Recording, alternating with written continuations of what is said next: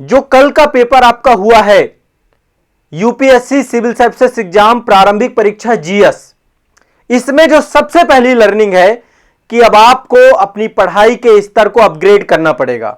2018 से ही आयोग बदल रहा है और लगातार आयोग ने कई सारे ट्रेंड चेंज किए हैं। अब आपको क्रिएटिव ब्रेन बनना पड़ेगा, थोड़ा सा चीजों को ध्यान में समझना पड़ेगा। रटे रटाए से क्वेश्चन से देखिए, तथ्य बहुत सारे पूछे गए हैं। करंट टू जीएस पूछा गया है, आपका करंट अफेयर से जीएस को जोड़ करके पूछा गया है, लेकिन हर बार की अपेक्षा इस बार के पेपर में बहुत सारे चेंजेस देखने को मिले। मैं आपको कुछ चीजें बता रहा हूं, इससे आपको आइडिया लग जाएगा कि पेपर कठिन था, पेपर आसान नहीं था। और यदि कोई भी संस्थान ऐसा कह रहा है कि सब मैंने पढ़ा दिया, सब मेरे से पढ़ाए हुए आ गया, यह सब झूठ है, कंप्लीटली झूठ है, पॉसिबल ही नहीं है। आयोग बहुत सूझबूझ के साथ प्रश्नों को बना रहा है। यहां पर जब तक आप अपने इनपुट नहीं लगाएंगे, एग्जाम के 2 घंटे में आपका प्रेजेंस ऑफ माइंड नहीं होगा, आप पेपर को हल नहीं कर सकते हैं। और 2 घंटे के अंदर देखो, एग्जामिनेशन हॉल के अंदर पेपर को हल करना यह अपने आप में बहुत बड़ा टास्क होता है। तो उस 2 घंटे के हिसाब से आपको अपने आप को रेगुलर प्रिपेयर करना चाहिए। मैंने आपको एक बात हमेशा जोर डाली है, जितने बच्चे मुझे सुन रहे हैं, यदि आप मेरे लाइव सेशन देखते रहे होंगे या आपने क्लासेस लिए, मैंने एक बात जरूर कही है, टेस्ट सीरीज लगाओ, मॉक टेस्ट लो, मल्टीपल टेस्ट दो और उसी एनवायरनमेंट में बैठो जैसे एग्जामिनेशन हॉल में आपको एग्जाम देना होता है। वैसा ही प्रयास करो कि उसी तरीके से जैसे पेपर स्टार्ट होता है, 2 घंटे का टाइमर होता है, 2 घंटे में क्वेश्चन पेपर को पढ़ो। जानते हैं, ज्यादा से ज्यादा लोगों का टास्क यह था कि वो पेपर ही नहीं पढ़ पाते हैं, और इस बार के पेपर में यही हुआ कि क्वेश्चन पेपर पढ़ने का ही चैलेंज बहुत बड़ा हो गया। अरे जब क्वेश्चन पेपर पढ़ोगे ही नहीं, पूरी तरीके से अच्छे से पढ़ोगे नहीं, कोई व्हाट्सएप और कोई रील थोड़ा ना चल रही कि क्वेश्चन देखा स्किप कर दिया, क्वेश्चन देखा स्किप कर दिया। कोई यूट्यूब की रील थोड़ा ना देख रहे हो आप कि यूट्यूब की, इंस्टाग्राम की रील देख रहे हो। यहां तो बहुत सावधानी पूर्वक प्रश्न को पढ़ना और उसे हल करना है। अभी मैं आपको क्वेश्चन पेपर हल करके दिखाऊंगा और मैं आपको बताऊंगा भी कि क्वेश्चंस में कहां कहां पे गलतियां हुई हैं, बच्चों से बहुत सिली मिस्टेक हुई हैं। अब देखो, एग्जामिनेशन हॉल के अंदर 2 घंटे का खेल है। मैंने एक वीडियो आपको दिया था कि साल भर की मेहनत, 2 साल की मेहनत, 2 अटेम्प्ट, 3 अटेम्प्ट, 4 अटेम्प्ट, जितना भी आप देख चुके हो, सारा का सारा खेल एग्जामिनेशन के 2 घंटे के अंदर है। 2 घंटे में यदि आपने अच्छा परफॉर्म कर दिया, आपने वहां पे बेहतर तरीके से परफॉर्म कर दिया, तो निश्चित तौर पे आपको कोई दुविधा, कोई समस्या नहीं होगी। ठीक है, अब यहां पे कई सारे मुद्दों को लेकर के मैं आप सभी से डिस्कस करने जा रहा हूं। यदि आपने अपनी तैयारी में अभी से परिवर्तन नहीं किया तो निश्चित तौर पे अगली बार भी यही होगा, अगली बार भी आप इसी तरीके की शिकायतें करेंगे। मेरे पास बहुत सारे बच्चों के मैसेज आए थे कि उनका जीएस तो अच्छा हो गया लेकिन किसी का सी सेट खराब हो गया। सी सेट ना पढ़िए, आपको तो वही जब एग्जाम का 2 महीना 3 महीना बचा हो तब आपको सी सेट पढ़ना है। भाई सी सेट की तैयारी पहले दिन से करिए, नहीं सी सेट नहीं निकलेगा। कट ऑफ देख रहे हो ना कितनी जा रही है, 87.5, 88, 90, 92, ये कट ऑफ जा रही पिछले 3-4 साल में। जब ये जीएस की कट ऑफ जा रही तो निश्चित तौर पे है सब सी सेट से बाहर है। जो लोग जीएस में अच्छा कर देते हैं वो सी सेट ही क्वालिफाई नहीं हो पाते। मैथ रीजनिंग की प्रैक्टिस 1 महीने में कैसे हो सकती है भाई? तो कुछ बेसिक गड़बड़ियां हैं। पहले तो इस बार के पेपर को समझते हैं कि इस बार के पेपर में क्या हुआ। और देखो, कठिन है तो केवल आपके लिए कठिन नहीं होगा, सबके लिए कठिन होगा। इस बार के पेपर में जो मुझे अलग अलग चीजें मिली, मैं आपको यह पेपर की केवल आंसर की बताने नहीं आया हूं, मैं आपको समझाने आया हूं कि यदि आपने हर एक पेपर को, हर एक सब्जेक्ट को गहराई से समझा नहीं तो कुछ नहीं होने वाला, कोई परिवर्तित नहीं होगा। अब मैं एक बार बताता हूं, सबसे पहले पॉलिटी की बात करता हूं कि पॉलिटी में क्या हुआ इस बार। पॉलिटी में बहुत सारे अधिनियम से प्रश्न आए और वो बड़े अतरंगी अधिनियम थे। वो अधिनियम ऐसे थे जो अधिनियम को लेकर भी मैं दिखाऊंगा। और ये कोई पहली बार नहीं है, इससे पहले भी कई बार बहुत सारे अधिनियमों से प्रश्न पूछता रहा, जिन अधिनियमों को आमतौर पर बच्चे नहीं पढ़ते हैं बच्चे। तो अधिनियम से प्रश्न आए, वो अधिनियम कभी चर्चा में नहीं होते, लक्ष्मीकांत में भी नहीं है। ठीक है, प्रश्न बहुत सारे अप्लाइड थे, व्यवहारिक थे। जैसे एक राष्ट्रपति के चुनाव से ही आया था कि राष्ट्रपति के चुनाव में जो आपके विधानसभा सीटों, विधानसभा के सदस्य होते हैं, उनके वोट का जो एक वैल्यूएशन करना था, भी वो क्वेश्चन मैं हल कराऊंगा।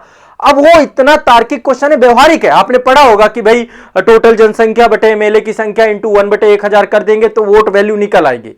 अब लेकिन इतना कहां समझते हैं? बस आपने रट लिया, कभी व्यवहार में उसको अप्लाई नहीं किया, है ना। कुछ स्टेट के साथ कंपेयर करके बता दिया कि भैया केरल और जो है मध्य प्रदेश में कंपेयर कर देते हैं। तो प्रश्न जो है व्यवहारिक आए हैं, फैक्चुअल जरूर है, लेकिन फैक्चुअल के साथ साथ वो अप्लाइड भी हैं। आपको एप्लीकेशन सेक्शन समझना पड़ेगा। दूसरा, ऑर्गेनाइजेशन से भी क्वेश्चन आए, जैसे होमगार्ड से इस बार पूछ लिया है, ये कई बार से कर रहा है, मतलब कोई पहली बार नहीं। अब ये सब कठिन बना देते हैं भाई, इतना आसान नहीं, एग्जामिनेशन हॉल पे इस पूरे पेपर को कठिन बना देते हैं। तो पहले तो पॉलिटी मुझे पिछली बार की अपेक्षा से इस बार थोड़ा सा टफ लगा, लेकिन मैं पॉलिटी पूरा हल कराऊंगा और आपको मैं उसके टॉपिक्स, मैंने भी पढ़ाया, मैंने पॉलिटी पढ़ाया है और मैं इस बात की गारंटी लेता हूं क्योंकि मैंने पॉलिटी बहुत डेप्थ पढ़ाया है। तो मैं ये आपको दिखाऊंगा कि अच्छा ये क्लासरूम में मैंने डिस्कस किया और ये आपका आया भी है, लेकिन उनमें से सारा कुछ नहीं आया, कुछ में आपको भी दिमाग लगाना था। यदि आप दिमाग नहीं लगाओगे एग्जाम कभी क्वालिफाई नहीं हो पाएगा। ये टीचर के साथ, टीचर ने जो आपको पढ़ाया, एग्जाम हॉल पे 2 घंटे की आपकी परफॉर्मेंस, ये दोनों मिल करके काम करेंगी। वहां पे आप कैसे सोच पा रहे हो, कैसे चीजों को इंटरलिंक कर पा रहे हो, कैसे समझ पा रहे हो, तब आप इसको पेपर को हल कर पाओगे। तो पॉलिटी में क्वेश्चन ऐसे थे। दूसरा, इस बार आयोग ने खेल कर दिया, आयोग ने एलिमिनेशन मेथड को 0 कर दिया। 1-2 क्वेश्चन को छोड़ दे तो बाकी मुझे किसी भी क्वेश्चन में एलिमिनेशन मेथड काम नहीं कर रहा था। पहले क्या होता था, वो 1 2 3 4 3 4 5 6 ऐसे करके सही में से आइडिया लग जाता था कि अच्छा इसमें से 2 नहीं है तो अच्छा ये एलिमिनेट कर दो। अब तो युग में से पूछने लगा, 2 जोड़े सही हैं, 3 जोड़े सही हैं, 1 युग में सही है, 2 युग में सही है, 3 युग में सही है, केवल 3 सही है, केवल 2 सही है। ये बहुत कठिन हो गया इस बार। और एक मजे की बात बताऊं, पूरा क्वेश्चन में 4 सेंटेंस दिए हैं और सही कोई भी नहीं है, इनमें से कोई नहीं सही। अब बच्चे को क्या लगता है कि भाई, जैसे मैंने आईआर के क्वेश्चन देखे, आईआर के वैसे 6 ही क्वेश्चन आए, लेकिन उनमें से भी कुछ क्वेश्चन ऐसे थे जिनमें से कोई भी सेंटेंस कथन सही नहीं था। अब आपको क्या लगता है, यदि कोई अनसुनी बात हुई तो आपको लगता है यार कोई तो सही होगा इसमें से, और उस चक्कर में आप जो है कोई ना कोई क्वेश्चन तुक्का मार के आते हैं। तो बहुत सारे क्वेश्चन ऐसे थे जिनमें से इनमें से कोई नहीं वाले ज्यादा सही। ये कठिन बना देता है पेपर को, ये आसान नहीं बनाएगा। ये लिख सकते हो आप बातें, और इस चीज का अभ्यास करना पड़ेगा हमें। मैं बहुत तार्किक और बहुत स्पष्ट विश्लेषण कर रहा हूं, मेरी बहुत बातें आपको बुरी लगेंगी, लेकिन ये सच्चाई है। यदि आप इन पे काम नहीं करेंगे, एग्जाम भूल जाइए, आप पीटी कभी क्वालिफाई नहीं कर पाएंगे। तो अब हमें उसी बैटल ग्राउंड पे काम करना पड़ेगा जिस बैटल ग्राउंड पे आयोग काम कर रहा है। अब आयोग ने एलिमिनेशन मेथड खत्म कर दिया, यानी कि अब आपको पूरी जानकारी होनी चाहिए। यदि आपने पूरी जानकारी नहीं याद की, संपूर्णता से पूरा सिलेबस को तैयार नहीं किया, पहले दिन से चिल्ला रहा हूं पूरा सिलेबस, देखो यहां पे कई कैटेगरी के बच्चे एग्जाम देने गए होंगे, कुछ तो नोटिफिकेशन निकलने के बाद ही चिटिक जाते हैं, उनको लगता है 2 मिनट लगेगा, बस फॉर्म भर दिया, फॉर्म भर के एग्जाम दे आएंगे। भाई उनका तो बेड़ा गर्क हो गया होगा, उनका कुछ नहीं हुआ होगा उस एग्जाम में, क्योंकि वो क्वेश्चन हवा ही नहीं लगे होंगे, और अगली बार का मनोबल जो टूटा वो अलग। दूसरे बच्चे ऐसे होंगे जिन्होंने सिलेबस कंप्लीट किया होगा पर करंट पे ध्यान नहीं दिया, टेस्ट सीरीज पे ध्यान नहीं दिया। तो जब करंट और टेस्ट सीरीज पे ध्यान नहीं दोगे तो भी एग्जाम आपका नहीं है। आपने केवल स्टैटिक पढ़ा, बट उसका एप्लीकेशन सेक्शन जो करंट अफेयर्स है उसको जोड़ करके नहीं। यहां तक कि एक तो 2015 की योजना पूछी गई है। अब सोचो कितना पुराना है, कितना पुराना सेगमेंट है, लेकिन ओवरऑल है तो यह काफी पुराना ना, इस बात को ध्यान में रखना पड़ेगा। तो एक तो आपका पॉलिटी से क्वेश्चन जो आए हैं, पॉलिटी के क्वेश्चन, अधिनियम से क्वेश्चन ज्यादा हैं, प्रश्न तार्किक और व्यवहारिक ज्यादा हैं, संगठन से भी क्वेश्चन आए हैं, और आईआर में जो है, आईआर में जो है बहुत सारे क्वेश्चन आए हैं जिनमें से इनमें से कोई नहीं, ये भी क्वेश्चन बहुत कठिन बना देते हैं। इसके बाद ज्योग्राफी में तथ्यपरक क्वेश्चन बहुत आए हैं, फैक्चुअल क्वेश्चन ज्योग्राफी में बहुत ज्यादा आए हैं, मतलब तथ्य ज्यादा है उनमें से। इसके अलावा जो है मैप बेस्ड क्वेश्चन भी आए हैं, वर्ल्ड ज्योग्राफी से क्वेश्चन काफी सारे मैप बेस्ड आए हैं, कुछ आसान भी है लेकिन कुछ की कैटेगरी में कठिन मानता हूं, ठीक है। तो अलग अलग कहानी है। साउथ इंडिया से इस बार क्वेश्चन हिस्ट्री में बहुत आए हैं, 4 क्वेश्चन आपके साउथ इंडिया से आए हैं। तो मतलब सिनेरियो इतना आसान नहीं था इस बार का, ठीक है। एलिमिनेशन मेथड खत्म, कथन कारण से लगभग 20 क्वेश्चन पूछा आयोग, फिर से कथन कारण को इंट्रोड्यूस कर दिया आयोग ने, ठीक है। इसके बाद इस बार जो है आपका तथ्यात्मक और कंसेप्चुअल बेस्ड क्वेश्चन ज्यादा है, ठीक है। तो प्रश्न जो है आपके प्रश्न, मतलब आंसर पूछने का जो आयोग का तरीका था, उसने क्वेश्चन पेपर को पूरा कठिन बना दिया। अब आपको क्या बदलाव करनी है अपनी तैयारी में, ये क्वेश्चन एक एक क्वेश्चन के साथ आपको समझाता हुआ जाऊंगा। अब देखो, जो मेरा मकसद है पूरा पेपर सॉल्व करवाने का, उस मकसद को समझ लो तो ये पेपर सॉल्व करने पे आपको भी मजा आ जाएगा।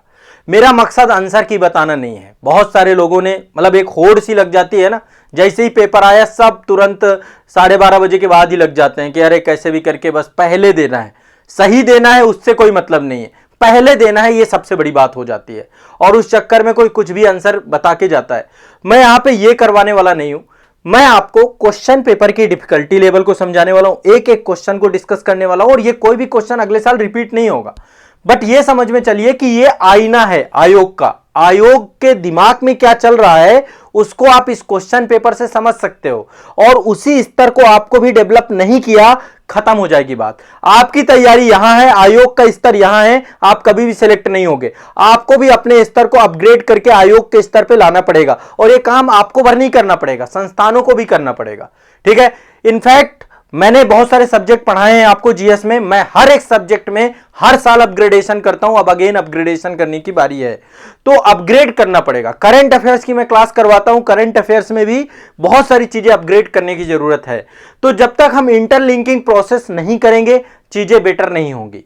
ठीक है, वैसे बहुत अच्छी बात यह है कि बहुत सारे टॉपिक क्वेश्चंस जब मैं पढ़ाऊंगा, आप लोगों में से जो भी पेड बैच में एक बार जरूर समर्थन करिएगा कि मैंने जो पढ़ाया है वो टॉपिक्स आपको कौन से आए मैं वो बता दूंगा, सारे नहीं, वहां पे जहां पे आपका काम करना है वहां पे आपको करना पड़ेगा। ठीक है, वो भी मैं बता दूंगा। बाकी देखो ओवरऑल मतलब सच्चाई यही है कि क्वेश्चन पेपर में आपकी भूमिका बड़ी थी, आप वहां पे परफॉर्मर थे, आपको वहां पे दिमाग लगाना था, आपने यदि नहीं लगाया आपका सही नहीं होगा, सीधी सी बात है। चलिए अब मैं एक एक क्वेश्चन पेपर आपको दिखाऊंगा और उसको डिस्कशन यहां पे करूंगा।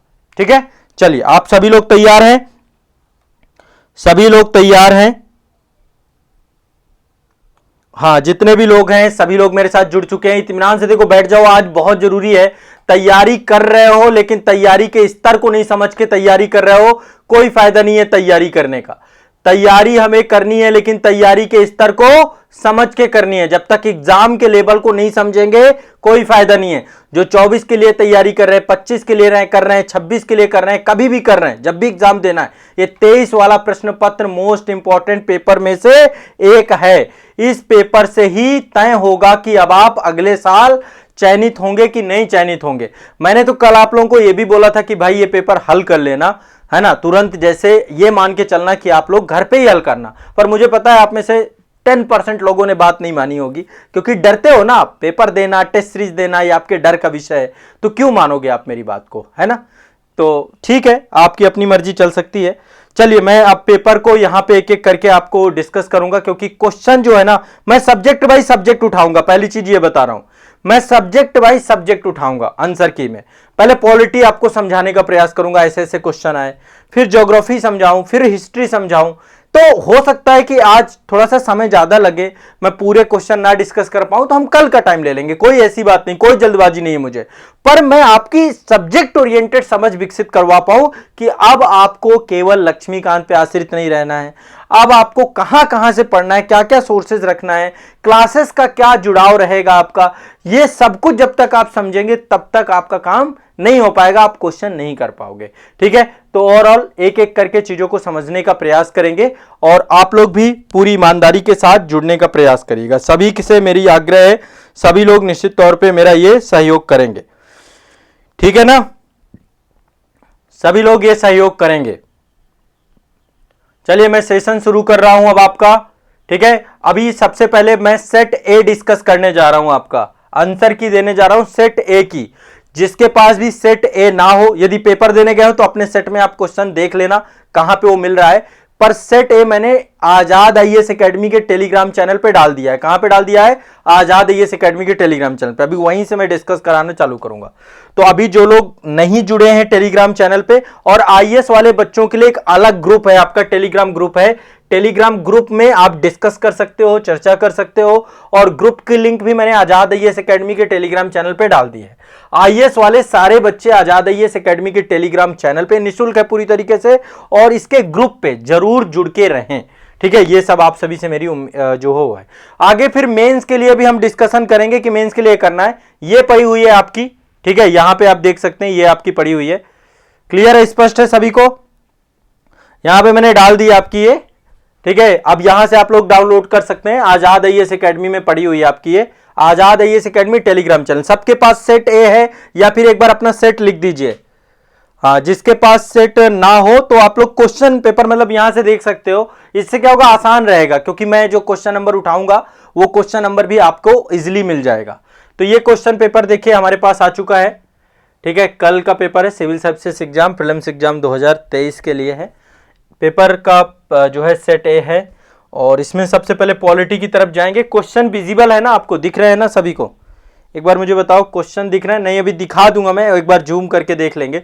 तो पॉलिटी से बहुत सारे क्वेश्चन आए थे इस बार, लगभग 16 क्वेश्चन पॉलिटी से आए थे और 6 क्वेश्चन आपके आईआर से आए थे। तो पीएसआईआर की बात करें तो टोटल 16 प्लस 6। अब इसमें करंट भी बहुत सारे लोग, मैं करंट वरेंट सब जोड़ के है बता रहा हूं आपको। एक बड़ा वेटेज था आपका पॉलिटी का, ठीक है। क्वेश्चन नंबर 31 पे आ जाना है सबसे पहले। इसमें सेट ए में क्वेश्चन नंबर 31, और जिनके पास दूसरे सेट हैं वो लोग देख लेंगे, क्वेश्चन से आइडिया लगा लेंगे कि कौन कौन से क्वेश्चन में यहां पे आपके डिस्कस करने जा रहा हूं। ठीक है ना भाई, शुरू करें। अभी दिखेगा भाई, दिखेगा। अब देखो, अब दिखेगा। यदि नहीं दिख रहा तो क्वेश्चन में फिर पढ़ूंगा और क्या, शायद संभवतः अब दिखेगा क्वेश्चन पेपर। मैं एक बार देख लेता हूं, दिखेगा। और आप एक बार अपनी वो देख लीजिएगा, मतलब यदि नहीं है तो 480 में कम से कम रेजोल्यूशन रखिएगा सेटिंग बढ़ा करके, तो जरूर दिखेगा ये। अब दिख रहा है क्वेश्चन, इजिली हेल्प करिएगा। कुछ क्वेश्चन तो देखो आसान थे, मैं सभी की बात नहीं कर रहा हूं, कुछ क्वेश्चन आसान थे पॉलिटी में। तो ये सारे पढ़ाए, देखो ड्यू प्रोसेस ऑफ लॉ मैंने पढ़ाया था। आप लोग यदि पॉलिटी की क्लास में रहे हैं, पॉलिटी मैंने बहुत डिटेल से पढ़ाई, इन डेप्थ पढ़ाई है, पूरे के पूरे एक तो आर्टिकल पढ़ाए हैं। अब आप समझ सकते हैं कि मैं हर एक सब्जेक्ट को समग्रता से क्यों पढ़ाता हूं, कोई भी चीज हल्के में नहीं पढ़ाता हूं। उसके पीछे का रीजन यही रहता है कि मुझे पता है कि आयोग का लेवल डेप्थ में ही है। आईएएस हो चाहे पीसीएस हो, पीसीएस में भी बहुत सारे लोग क्या करते हैं, ऊपरी तौर पे पढ़ के जाते हैं। भाई ऊपरी तौर पे पढ़ने वाला एग्जाम नहीं है ये, आपको डिटेल में ही जाना पड़ेगा, ठीक है। तो यहां पे ये वाला क्वेश्चन देखिए। हाँ देखो, क्वेश्चन की लैंग्वेज भी बहुत टफ थी। जो हिंदी वाले बच्चे हैं ना, और खासकर जिनको इंग्लिश की समझ नहीं थी, क्वेश्चन की लैंग्वेज इतनी टफ थी कि जैसे इकोनॉमी के क्वेश्चन, इकोनॉमिक क्वेश्चन नहीं समझने। पॉलिटी में भी लैंग्वेज बहुत टफ थी ये, इसीलिए हिंदी में यदि आपकी हिंदी, वैसे भी गूगल ट्रांसलेशन होता है, वैसे भी हिंदी कठिन होती है।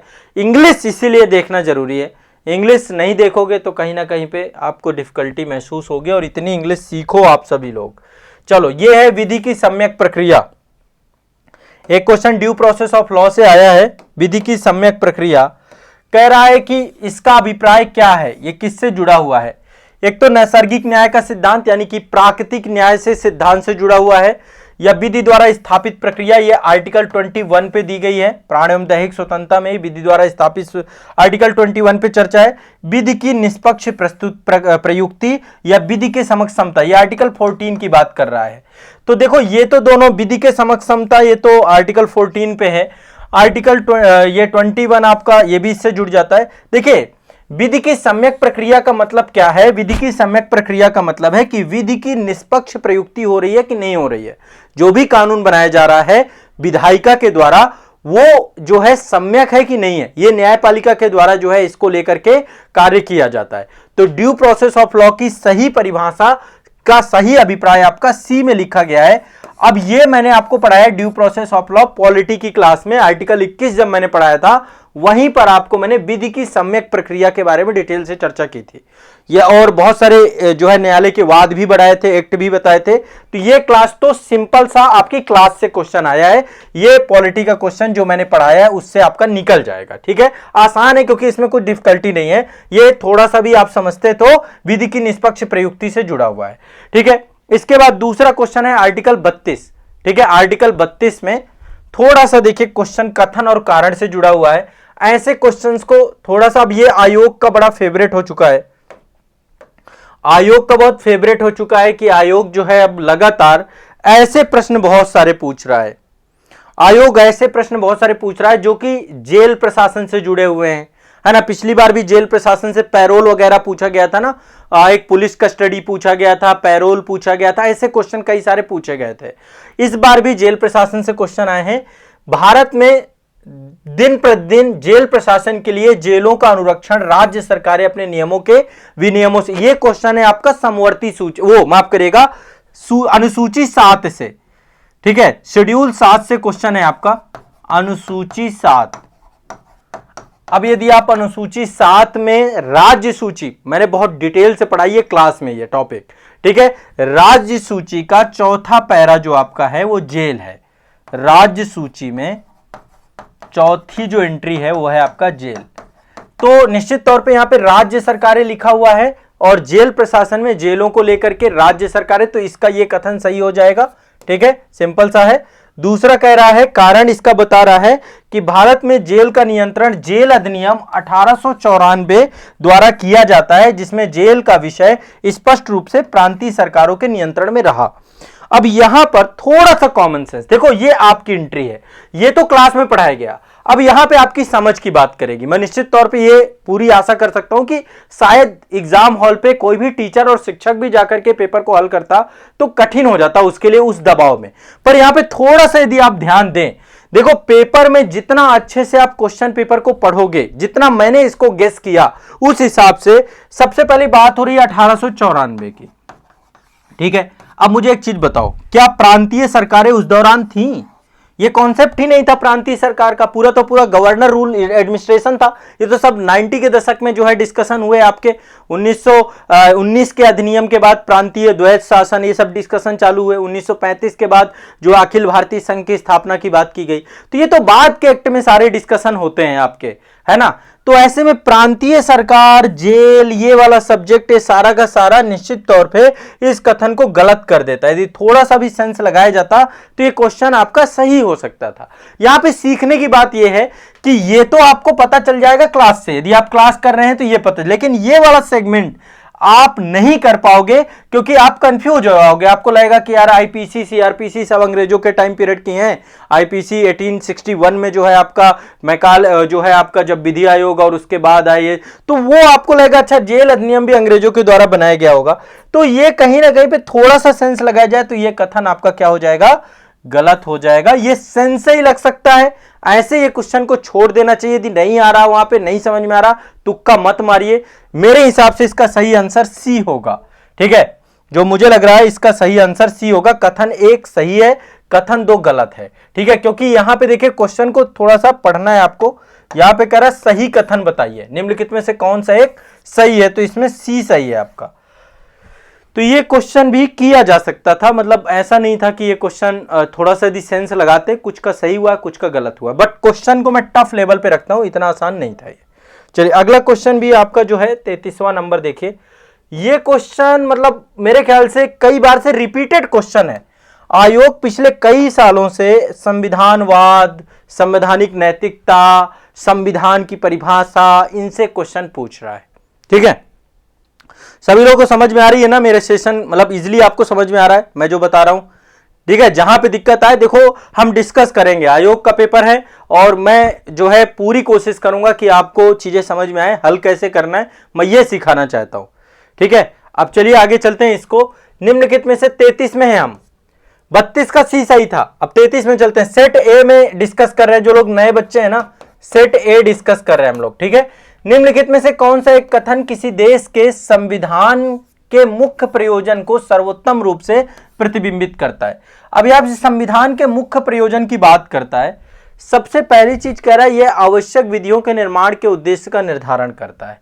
अब देखो जब विधि निर्माण की बात आती है कि भैया राज्य को किस प्रकार की विधि बनानी चाहिए, तो यह बात डीपीएसपी में लिखी हुई है। डीपीएसपी राज्य के नीति निदेशक तत्व ये आपके डीपीएसपी में है। संविधान पूरे संविधान का एक हिस्सा है डीपीएसपी, ठीक है। डीपीएसपी में ये बात है, ये बात तो निश्चित तौर पे अब इतना सेंस तो आपको होना चाहिए ना। देखो क्लास में आपको संविधान की परिभाषा ये बता दी गई होगी कि संविधान किसी भी देश का एक मौलिक दस्तावेज होता है जिसके माध्यम से उस देश की आधारभूत विधियों का निर्माण किया जाता है।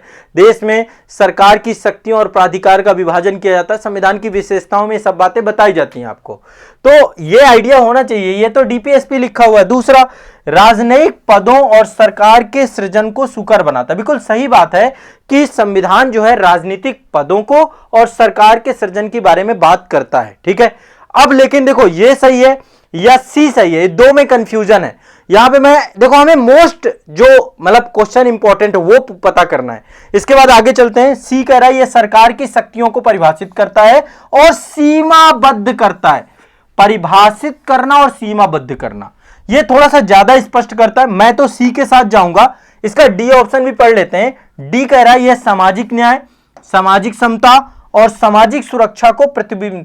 ये जब बात है कि सामाजिक न्याय, सामाजिक क्षमता, ये भी डीपीएसपी में आर्टिकल 39 या फिर आर्टिकल 38, ये लोक कल्याणकारी राज्य की स्थापना, ये सारी चीजें डी भी आपका डीपीएसपी से ही जुड़ जाएगा। इसका सही आंसर सी होगा कि ये सरकार के, क्योंकि देखो जो बात यहां पे बी पे लिखी है ना, उसी का पूरा कंप्लीट डिटेल आपका सी पे लिखा हुआ है कि सरकार की शक्तियों को अच्छा, आपने यदि मेरी आधारभूत क्लास देखी हो, पहले ही क्लास में मैंने बताया कि संविधान में 3 शब्दों की बात की गई है। पहला है व्यक्ति, दूसरा है राज्य, तीसरा है सरकार। यही बात बोली है, संविधान में 3 शब्द हैं कि संविधान क्या करता है, संविधान सरकार के बारे में बात करता है और सरकार की सीमाएं, उसके उत्तरदायित्व, उसकी लायबिलिटी, इन सब को कैसे राज्य को चलाना है संविधान के द्वारा। ये पूरी 3 शब्दों में मैंने पूरा संविधान जो पहली क्लास में समझाया है, यदि उस बारे में आप समझ जाओ तो भी आंसर कर सकते थे। यह आपकी क्लास से पढ़ाया हुआ टॉपिक है।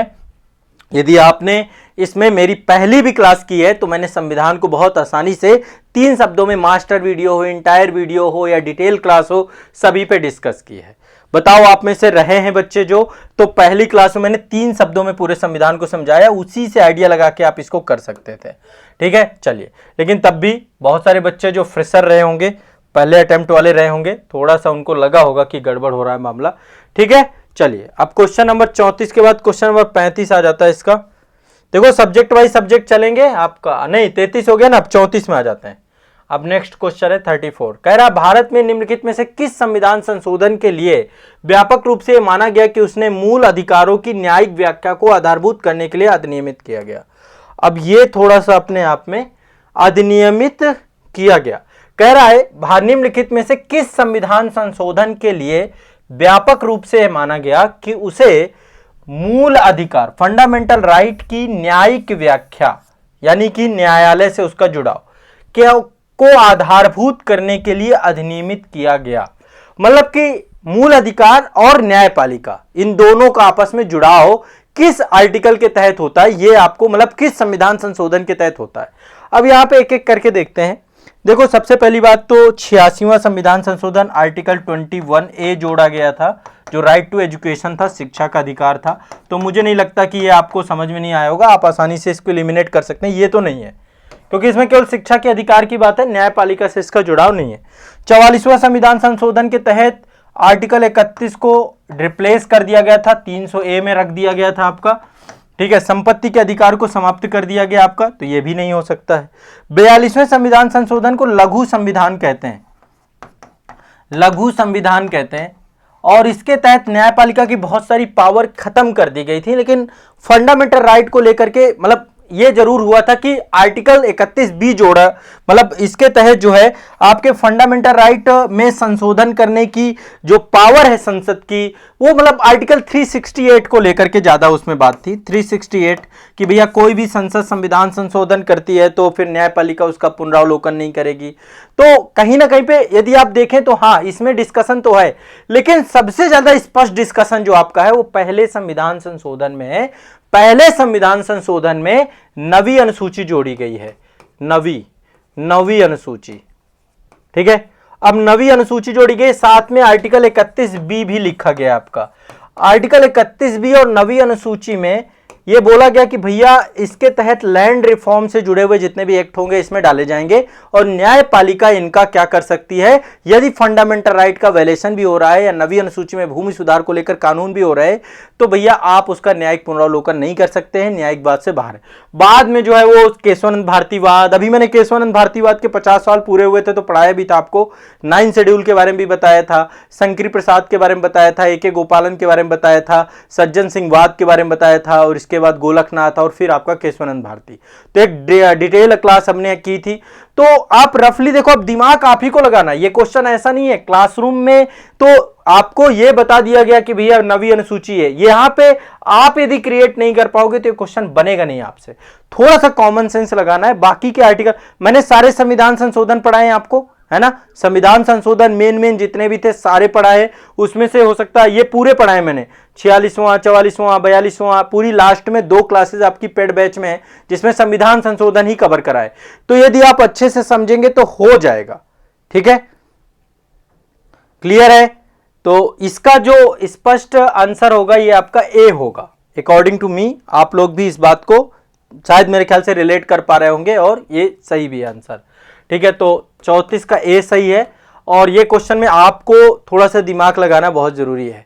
अगला क्वेश्चन तो बहुत आसान सा क्वेश्चन है और सिंपल सा क्वेश्चन है, क्लास में खूब किया है हमने, खूब पढ़ा है ये। और 102वां संविधान संशोधन मतलब इसके साथ जुड़ जाएगा। पॉलिटी से देखो ये एक सिंपल सा एक ये संविधान कह रहा है कि निम्नलिखित पर विचार करिए और कह रहा है कौन सा कॉन्स्टिट्यूशनल बॉडी है। तो ये तो इन डेप्थ आप सभी जानते हैं। एक तो राष्ट्रीय पिछड़ा वर्ग आयोग, आपको पता है आर्टिकल 338 बी जोड़ा गया आपका, ये मैंने आपको महारिवीजन वाली क्लास में पढ़ाया था सारे आर्टिकल। 102वां संविधान संशोधन के तहत जोड़ा गया आपका ये, ठीक है। तो ये आपका क्या है, कॉन्स्टिट्यूशनल बॉडी है। संवैधानिक निकाय का मतलब है जिसका संविधान में वर्णन किया गया, जो संविधान में वर्णित है, जो संविधान में चर्चा की गई है, ठीक है। तो कॉन्स्टिट्यूशनल बॉडी के तौर पे आपका एक तो ये हो जाएगा। मानवाधिकार के बारे में कोई चर्चा नहीं है, इसके लिए कानून है 1993 में बनाया गया। विधि आयोग नहीं है आपका, ये डेवलप होता रहता है, अभी 22वां विधि आयोग बना है। राष्ट्रीय उपभोक्ता विवाद निवारण आयोग, ये भी सब ये सब विधिक संस्थाएं आपकी कानून के तहत बनी हुई हैं। तो इसमें सिंपल सा है, क्या होगा सही, केवल एक सही है। अब देखो ये चीज लेकर के आ गया आयोग, केवल 1 सही, केवल 2 सही, केवल 3 सही, केवल 4 सही, ये एक नई चीज इंट्रोड्यूस हुई है।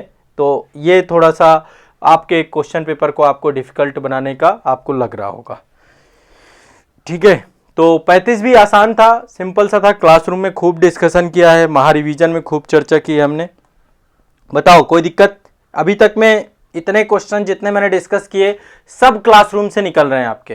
क्लासरूम में मैंने पढ़ाया है, मेरे द्वारा पॉलिटी पढ़ाई गई, तो मैं आपको पूरी गारंटी लेता हूं पॉलिटी की, पूरी गारंटी।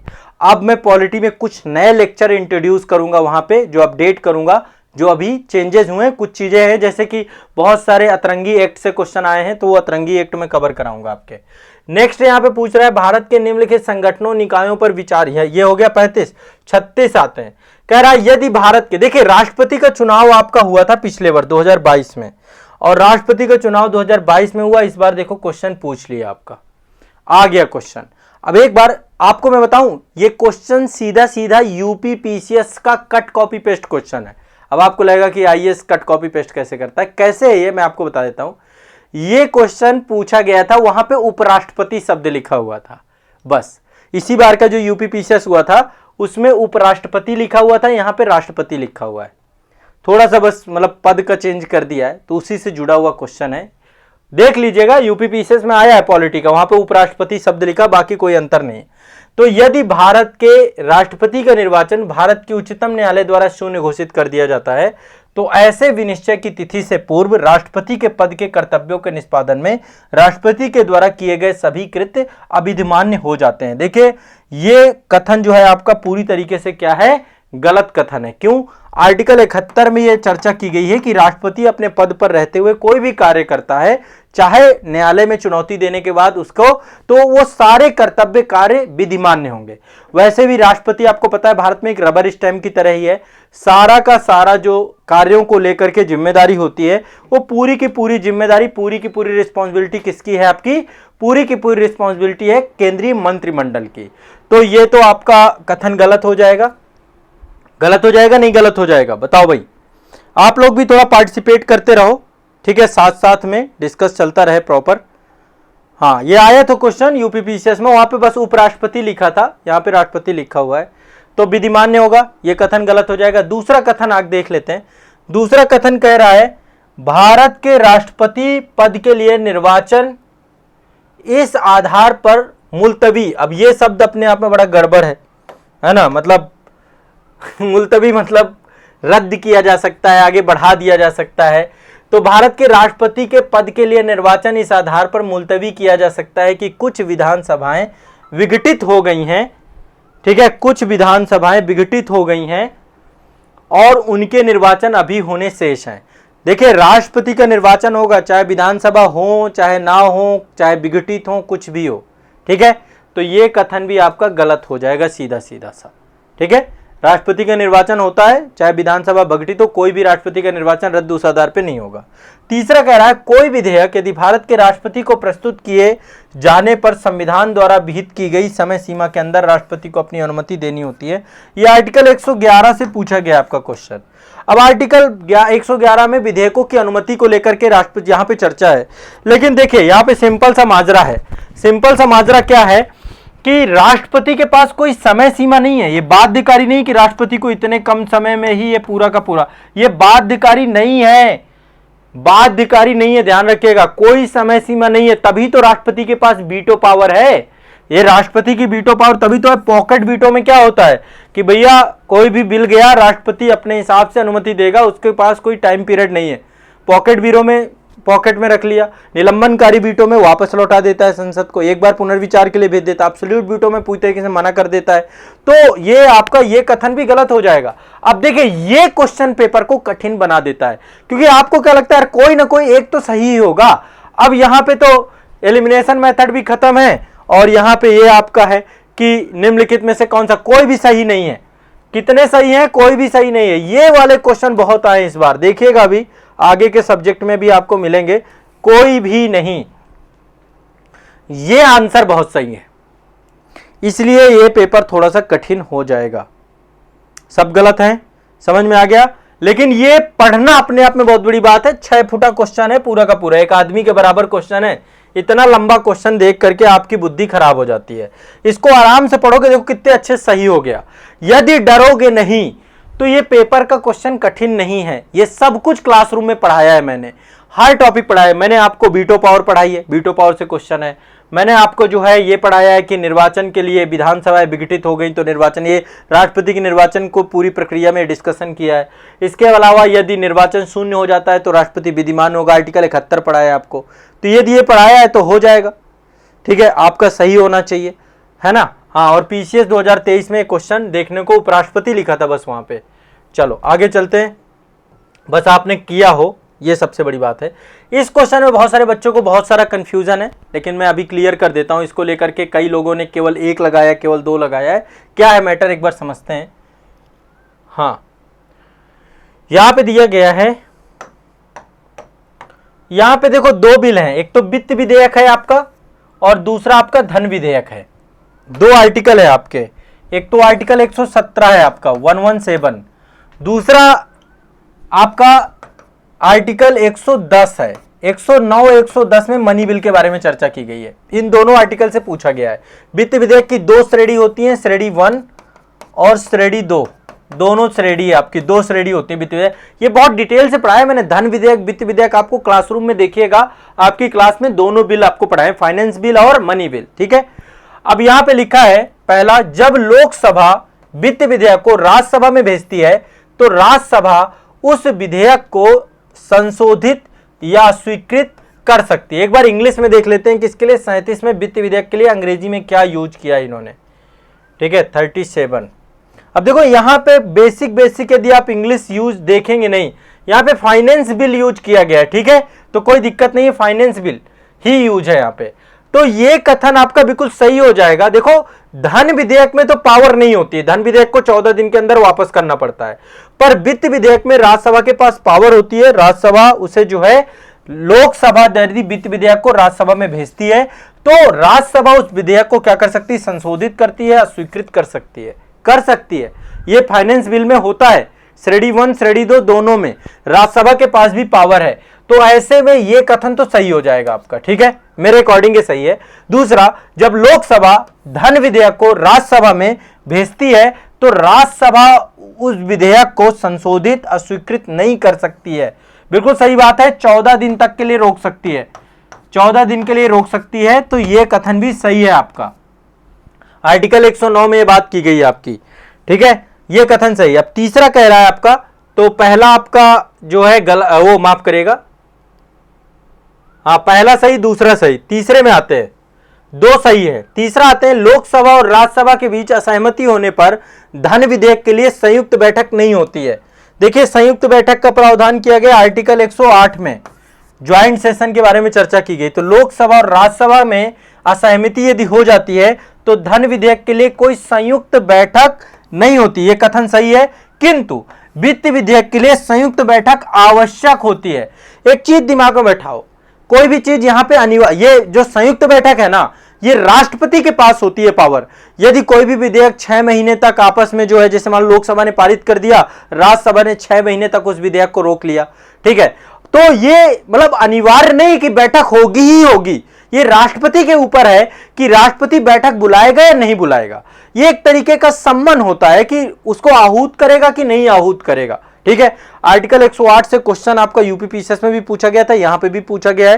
तो यहां पे ये कथन गलत हो जाएगा केवल इसके कारण से, यहां पे अनिवार्य या आवश्यक शब्द लगा हुआ है, ठीक है। आवश्यक नहीं है, अनिवार्य नहीं है, राष्ट्रपति के ऊपर होता है कि वित्त विधेयक के लिए संयुक्त बैठक होता है। देखो, हो भी सकता है आयोग इसे सही भी कर दे, कोई पता नहीं है, आयोग के आंसर की का इंतजार करना पड़ेगा, लेकिन मेरे हिसाब से केवल 2 सही हैं। अब आप लोग बताओ, आप लोग एक बार बताओ। नहीं, फर्स्ट वाला रॉन्ग नहीं है, बहुत सारे, मुझे पता है बहुत सारी संस्थाओं में उसको रॉन्ग बताया गया है, वो गलत नहीं है। वित्त विधेयक में राज्यसभा के पास पावर होती है, धन विधेयक केवल 14 दिन तक के लिए रोका जा सकता है, आर्टिकल 109, ठीक है। धन विधेयक केवल जो है आपका रोका जा सकता है। तो यहां पे जो आंसर सही आएगा, अभी मेरे अकॉर्डिंग केवल 2 सही है आपके, क्योंकि यहां पे यदि ये शब्द नहीं होता तो इसका बी सही है। अब ये टॉपिक देखा जाए तो क्लास में आपने पढ़ा है, पर आप यदि वहां पे अवेयर नहीं हुए, अच्छे से क्वेश्चन पेपर को नहीं पढ़ा, देखो यहां पे एक एक टर्म समझना जरूरी है। आपने एक टर्म्स के कारण से पूरा एक स्टेटमेंट गलत दिख रहा है यहां पे हिंदी के हिसाब से। तो ओवरऑल इसलिए मैं आपको जो है ये इसका बी आपको मेरे तरफ से सही आंसर है, बाकी एक बार इसको देखना पड़ेगा। बहुत सारे लोगों ने केवल एक भी आंसर बताया, क्योंकि लोगों ने इसको गलत बताया। फाइनेंस बिल को भी मनी बिल मान लिया है, मनी बिल नहीं है, ये फाइनेंस बिल है। आर्टिकल 117 की बात हो रही है, आर्टिकल 117 अलग है, आर्टिकल 110 अलग है, ठीक है। ध्यान रखिएगा, क्लास में मैंने बताया, यदि आपको अभी समझ में नहीं आ रहा हो, एक सर्च कर लेना है, मेरा वीडियो है money bill and finance bill Azad IAS academy, ऐसे करके सर्च करिएगा। धन विधेयक और वित्त विधेयक में अंतर, वहां पे ये क्लास में डिटेल में मैंने पढ़ाया है, दोनों में अंतर बताया है, दोनों को समझाने का प्रयास किया है। एक बार आप सर्च कर लेना, आज से काफी साल पहले पढ़ाया था। अभी जो अपडेटेड पॉलिटी की क्लास गई है उनमें भी मैंने ये टॉपिक पढ़ाया आपका, ठीक है। क्लियर है ना, स्पष्ट है ना बेटा। तो ये वाला टॉपिक बहुत कठिन नहीं था, पर बहुत सारे बच्चे गलत कराए हैं, अब उनका क्या कर सकते हैं, ठीक है। चलो अगला चलते हैं। एक बार यदि केंद्र सरकार किसी क्षेत्र को, अरे ये तो इन्वायरमेंट का क्वेश्चन है, हाँ क्वेश्चन थोड़ा छितराए हुए हैं। 38 नंबर इन्वायरमेंट का क्वेश्चन है, बाद में आएंगे इसको, है ना, इसको जो है बाद में डिस्कस करेंगे। आर्टिकल नेक्स्ट है 39, हाँ 39 ये है आपका। ये क्वेश्चन देखो, क्वेश्चन बड़े बड़े कितने हैं, पढ़ना ही आफत है। टेस्ट सीरीज नहीं लगाई तो एग्जाम से बाहर, क्योंकि टेस्ट सीरीज एक तरीका है जिससे इतने बड़े बड़े क्वेश्चन पढ़ के जा पाओगे। ये 6 फुटी क्वेश्चन है अपने आप में, 6 फुट का क्वेश्चन है, देख रहे हो ना। हाँ, कह रहा है अनुसूचित भारत में अनुसूचित क्षेत्र के संदर्भ में निम्नलिखित कथनों पर विचार कीजिए। लिखा हुआ है, किसी राज्य के भीतर किसी क्षेत्र की अनुसूचित क्षेत्र के रूप में अधिसूचना राष्ट्रपति के एक आदेश के माध्यम से होती है। बताइए इसमें क्या लगाया आप लोगों ने, ठीक है। देखो ये आपका जो सेंटेंस है बिल्कुल सही है, आपको पता होगा आर्टिकल है 244, आर्टिकल 244 भाग 10, ठीक है। वहां पे एक तो बात हुई है अनुसूचित क्षेत्र के लिए, और 2 अनुसूचियां हैं, अनुसूची 5 और अनुसूची 6, ठीक है। अनुसूची 6 में आपका असम, मेघालय, त्रिपुरा, मिजोरम, एमटीएम है, और यहाँ पे आपका ये अनुसूचित क्षेत्र है। तो कह रहा है किसी राज्य के भीतर किसी क्षेत्र के अनुसूचित क्षेत्र के रूप में अधिसूचना राष्ट्रपति के आदेश के द्वारा होती है, बिल्कुल सही है, आर्टिकल 244, ठीक है, क्लियर है, स्पष्ट है। अब दूसरी की बात करते हैं। दूसरा कह रहा है अनुसूचित क्षेत्र के रूप में बनने वाली सबसे बड़ी प्रशासनिक इकाई जिला होती है, बिल्कुल सही बात है। सबसे छोटी इकाई ब्लॉक में, गांवों का समूह होता है, ब्लॉक नहीं होता। ब्लॉक एक तरीके से गांव का समूह है, यहां सबसे छोटी इकाई गांव है। गांव कैसे? एक तो पेशा अधिनियम आपका लाया गया है, आपको पता है पेशा अधिनियम 1996, ये जो अनुसूचित क्षेत्र है वहां तक पंचायती राज व्यवस्था को इस्टेब्लिशमेंट करने के लिए लाया गया है। बाकी अनुसूची 5 और 6 में ज्यादा पावर जो होती है वो जो स्थानीय ग्राम सभा होती है उसके पास ज्यादा पावर होती है, गवर्नर के पास पावर ज्यादा होती है अनुसूचित क्षेत्रों के प्रशासन के लिए। और तो यहां पे ब्लॉक लिखा हुआ है तो ये गलत हो जाएगा सेंटेंस, दूसरा सेंटेंस गलत हो जाएगा। ठीक है, चलिए इसको लेकर देख लेंगे, इतना कंफ्यूजन मत रखिए। बाकी एक बार आप देख लेना, सर्च कर लेना, मेरी क्लास पड़ी हुई है वहां पे मैंने स्पष्ट करके बताया है। बाकी इसको लेकर और डिस्कशन कर लेंगे। जो 37 नंबर क्वेश्चन है ना, इसको कंफ्यूजन है, मैं सुबह या शाम की क्लास में और आपको स्पष्ट कर दूंगा। बहुत सारे, मुझे पता है बहुत सारी आंसर की में ऐसा डिस्कशन है। ठीक है, तो मैं अभी तक अपने हिसाब से स्पष्ट है, बाकी जो कुछ भी होगा मैं आपको स्पष्ट कर दूंगा, तब तक का इंतजार कर लीजिए। अब ये वाला जो 39 क्वेश्चन है आपका, 39 क्वेश्चन में दूसरा तो गलत है आपका, क्योंकि यहां पे ब्लॉक नहीं होगा, यहां पे गांव होगा। ठीक है, अब यहां पे आपका ये वाला तीसरा जो इसका स्टेटमेंट कह रहा है, संबंधित राज्यों के मुख्यमंत्रियों से अपेक्षित है कि वे राज्यों के अनुसूचित क्षेत्रों के प्रशासन के विषय में केंद्रीय गृह मंत्री को वार्षिक प्रतिवेदन दे। यहां पे सीधी सी बात है, प्रतिवेदन राज्यपाल के द्वारा भेजी जाती है, ना कि मुख्यमंत्री के द्वारा। राज्यपाल भेजते हैं प्रतिवेदन, राज्यपाल। तो ये वाला भी आपका क्या होगा ना, गलत हो जाएगा। ठीक है, ये भी गलत हो जाएगा, इसका केवल एक युग में सही है। ठीक है, केवल एक युग में सही है ये वाला। ठीक है, आर्टिकल 244 से क्वेश्चन था। अब क्वेश्चन बड़ा था, निश्चित तौर पे यदि आपने डिटेल से अनुसूची 5 और 6 के बारे में नहीं पढ़ा है, आर्टिकल 244 नहीं पढ़ा है, तो थोड़ा कठिन हो सकता था आपके लिए करना। बट ओवरऑल पेशा अधिनियम मैंने क्लास में पढ़ाया आपको, उसमें डिस्कस किया है चीजों को लेकर के। यदि आप पंचायती राज व्यवस्था देखेंगे, 1 मिनट, इंटरनेट का इशू है क्या कुछ?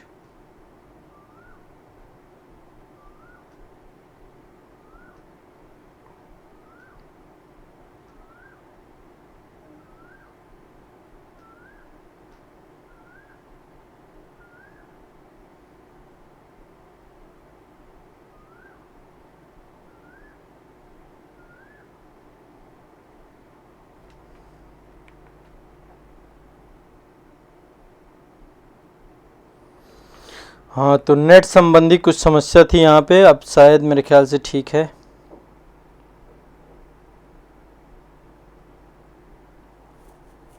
अब देखिए सही है, इंटरनेट का इशू था। कौन से क्वेश्चन तक हो गया था?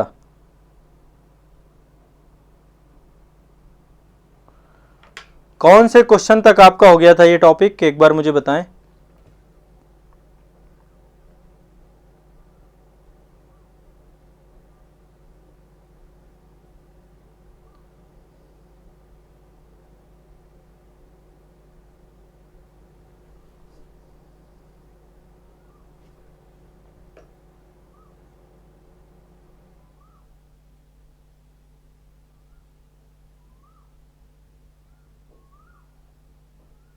हाँ, 39 चल रहा था। ठीक है, तो 39 पे केवल एक सही है, आपके 2 और 3 तो गलत है स्पष्ट तौर पे। देखो एक चीज समझो, यहां पे पेपर में आपके साथ हल कर रहा हूं, तो एक आप ऐसा मत समझिए, चीजों को एग्जाम का लेवल और स्तर के हिसाब से चीजों को गहराई से समझना पड़ता है। एक एक क्वेश्चन का एक एक लैंग्वेज नहीं समझेंगे ना तो क्वेश्चन पेपर कभी हल नहीं कर पाएंगे। यहां पे जो चीज मैं सिखाने जा रहा हूं उसको सीखिए। कोई भी व्यक्ति 100 के 100 क्वेश्चन नहीं सही कर सकता आयोग की, ये बिल्कुल सच्चाई है। जब आयोग का क्वेश्चन पेपर आता है ना, जो आंसर की जारी करने वाले ना घंटों इंटरनेट पे बैठते हैं, और एक आदमी नहीं बैठता है, 50-50 लोग बैठते हैं वहां पे, 50-50 लोग बैठ करके क्वेश्चन पेपर को सॉल्व करते हैं, तब जाके आंसर की बनती है। यहां तो मैं अकेले आपको डिस्कस कर रहा हूं ना ए टू जेड, और आपके सामने डिस्कस कर रहा हूं, आपके सामने चर्चा कर रहा हूं, तो इसलिए इत्मीनान से जो चीजें आपको समझा रहा हूं ध्यान से समझिए, सीखने का प्रयास करिए। ये इतना आसान होता तो फिर क्यों कठिन होता, है ना। एक एक शब्द समझना पड़ता है, एक एक शब्द जानना पड़ता है, ऐसे नहीं है पेपर को। मैं कोई ऐसा नहीं कि बहुत पढ़ के आया हूं, मैं आपके सामने हल कर रहा हूं पूरे प्रश्न पत्र को, तो हो सकता है कुछ कुछ क्वेश्चन में समझने में मुझे भी थोड़ा सा डिफिकल्टी लग सकती है। पेपर की लैंग्वेज समझनी पड़ती है, जहां पे हिंदी में नहीं समझ में आएगा मैं इंग्लिश में देखूंगा, आपको भी देखना पड़ेगा। ठीक है, चलिए आयो यूपीएससी का क्वेश्चन पेपर है भाई, इस बात को दिमाग में बैठाओ, ये इस चीज का रेस्पेक्ट करो।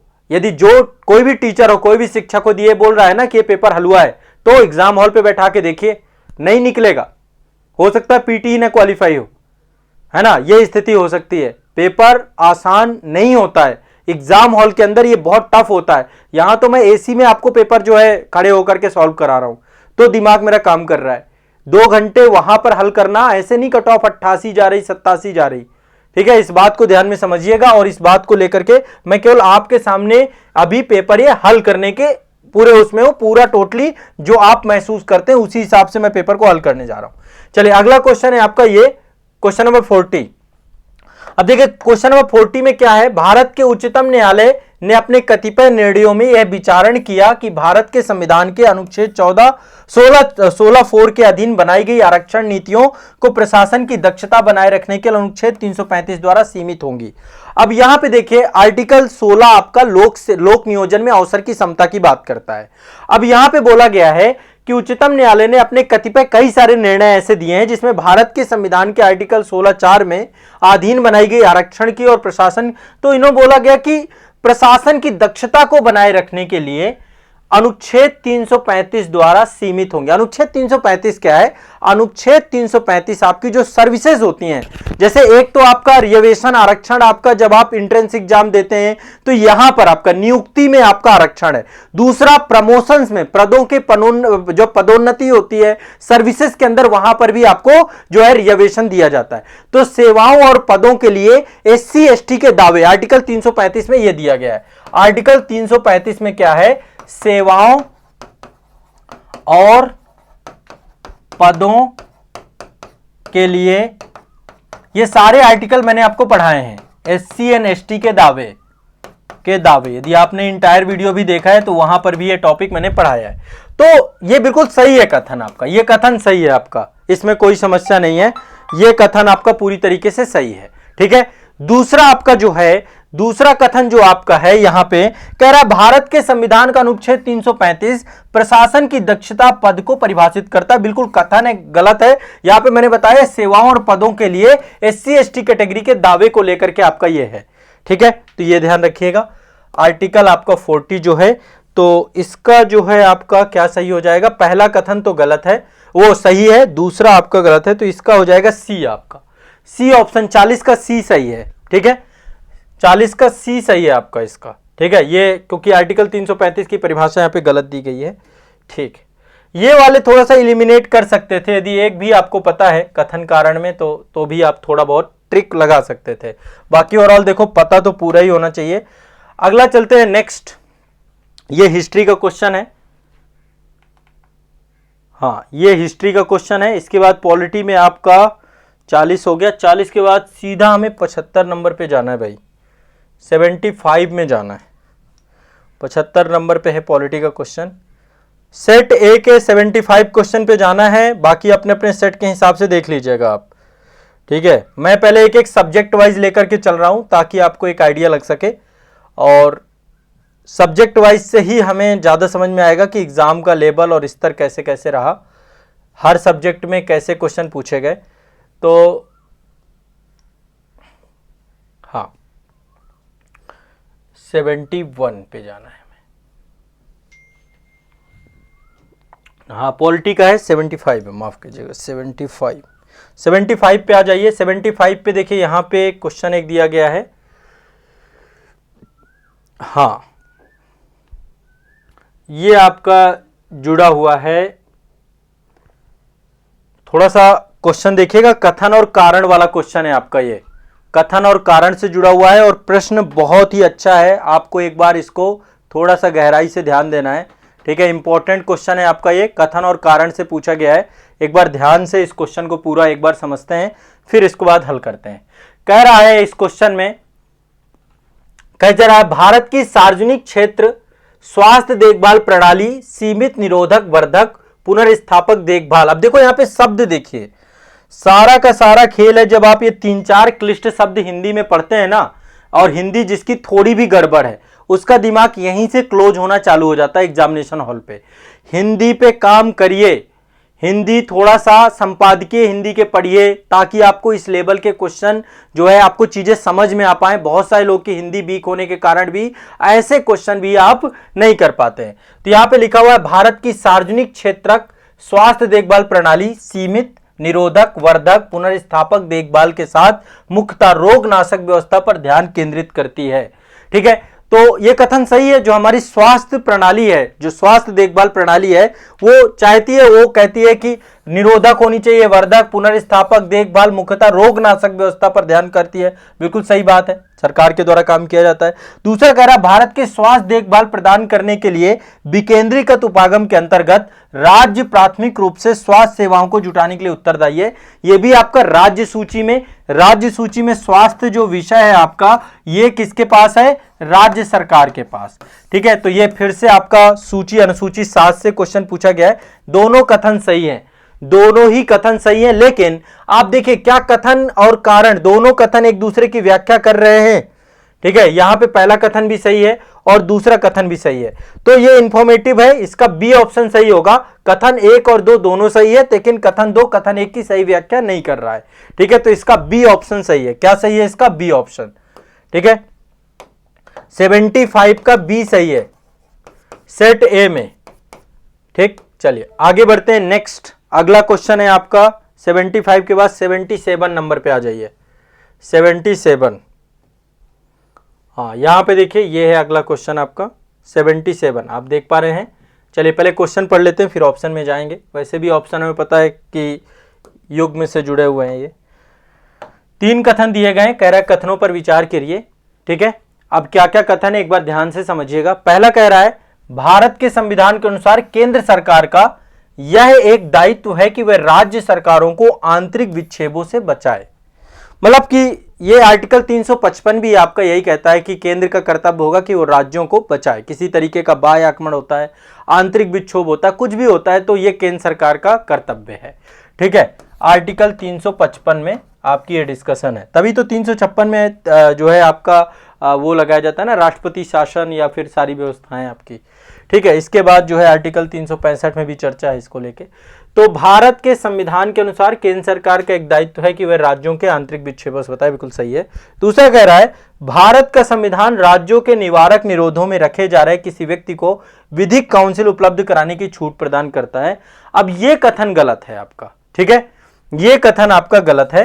ठीक है, यह आपका निवारक निरोध जो आपका आर्टिकल 22 है ना, उसके तहत एक अधिनियम का भी यहाँ पे एग्जाम्पल दिया है, आतंकवादी निवारण अधिनियम 2002, पोटा की बात कर रहा है।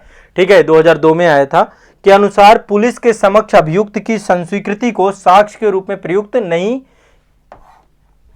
ठीक है, साक्ष्य के रूप में प्रयुक्त नहीं किया जा सकता है। अब एक चीज ध्यान रखिएगा, आमतौर पे जब पुलिस कस्टडी में कोई भी व्यक्ति होता है तो उसकी जो गवाही होती है ना, वो मजिस्ट्रेट के सामने जो होती है वही मान्य मानी जाती है। पुलिस के सामने जो गवाही होती है उसको उतनी मान्यता नहीं होती है। लेकिन पोटा में ऐसा नहीं था। पोटा इसके खिलाफ, क्योंकि ये आतंकवादी स्तर के जो कानून के तौर पे था, तो पोटा इसका अपवाद था। पोटा के तहत अब वैसे अधिनियम है नहीं, आपका खत्म हो चुका है। लेकिन देखिए कहां से पूछा है आपका, ये मैंने आपको बताया ना, बहुत सारे ऐसे एक्ट इन्होंने डाले हैं।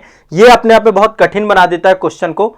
ठीक है, आप लोगों को मेरी आवाज आ रही है? सब समझ पा रहे हैं चीजों को?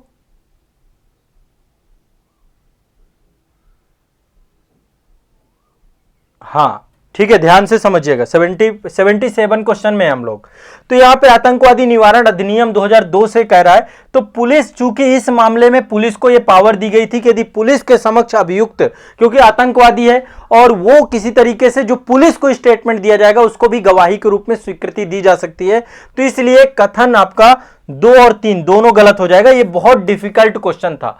पहला क्वेश्चन सही है, दूसरा क्वेश्चन है आपका, दूसरा और तीसरा दोनों गलत है। तो इसमें केवल एक युग्म सही है, 77 का एक सही रहेगा, 77 का एक सही रहेगा आपका। ठीक है, लेकिन ये मैं टफ लेवल पे रखता हूं। ये क्वेश्चन यदि आपको नहीं आता, बिल्कुल रिस्क लेने की जरूरत नहीं है, आप इस क्वेश्चन को छोड़ दें तो ज्यादा बेहतर रहेगा। ठीक है, अगला क्वेश्चन चलते हैं 80 नंबर, 80 नंबर, 78, 79, हाँ ये आपका 80 नंबर क्वेश्चन। चलिए ये क्वेश्चन भी अपने आप में बहुत अप्लाइड क्वेश्चन है। मतलब आप लोगों ने राष्ट्रपति का निर्वाचन खूब बार पढ़ा होगा, और ये देखिए एप्लीकेशन सेक्शन है, जिसने इसको समझा है वही ठीक है, नहीं गड़बड़ा जाएगा। लिखा है राष्ट्रपति के निर्वाचन के बारे में निम्नलिखित कथनों पर विचार करिए। कह रहा संसद के दोनों में से किसी भी सदन या राज्यों की विधानसभाओं में नाम निर्दिष्ट यानी कि मनोनीत सदस्य जो हैं, मनोनीत, जैसे कि राज्यसभा में 12 लोग होते हैं मनोनीत, और लोकसभा में अब खत्म हो चुके हैं आपके। लोकसभा में एंग्लो इंडियन कम्युनिटी के 2 सदस्य थे, वो आपके खत्म कर दिया गया है, ठीक है, संविधान संशोधन से। तो नाम निर्दिष्ट किए गए सदस्य निर्वाचक मंडल में शामिल किए जाने के लिए अर्ह हैं, गलत है क्वेश्चन। ये मैंने आपको पढ़ाया है, ठीक है, ये क्लास में, ये तो आप नॉर्मल से जानते हैं कि यहां पर निर्वाचित सदस्य ही होंगे, मनोनीत को नहीं होंगे, केवल निर्वाचित सदस्य होंगे, चाहे राज्य विधानमंडल के हों और चाहे आपके यहां से हो, ठीक है, मनोनीत नहीं होंगे यहां पे, क्योंकि राष्ट्रपति ही मनोनीत करते हैं, तो राष्ट्रपति के चुनाव में इनका होना, तो पहला तो गलत हो गया आपका। दूसरा समझना है, कह रहा निर्वाच्य विधानसभा सीटें जितनी अधिक होती हैं उस राज्य के प्रत्येक एमएलए के वोट का मान भी उतना अधिक होता है। अब यह है फॉर्मूला, ठीक है, किसी एमएलए का मत का मूल्य क्या होता है। राष्ट्रपति के चुनाव में आपको पता है एक निर्वाचक मंडल होता है जिसमें निर्वाचित आपके एमपी होते हैं, लोकसभा राज्यसभा के, मनोनीत नहीं होते हैं। पहला सेंटेंस इसी से जुड़ा हुआ है। दूसरा आपका क्या है, दूसरा अब इनके वोटों का कुछ एक वैल्यू दिया जाता है, ठीक है। अब वैल्यू कैसे निकालते हैं, जैसे एक एमएलए के मत का मूल्य क्या होगा, ठीक है, राज्य की कुल जनसंख्या, यहां पे थोड़ा सा अब इसी से आइडिया लग जाएगा ये सेंटेंस। अब देखो यहां पे आपने पढ़ा तो होगा, लेकिन यदि आप अप्लाइड नहीं कर पाए, राज्य की कुल जनसंख्या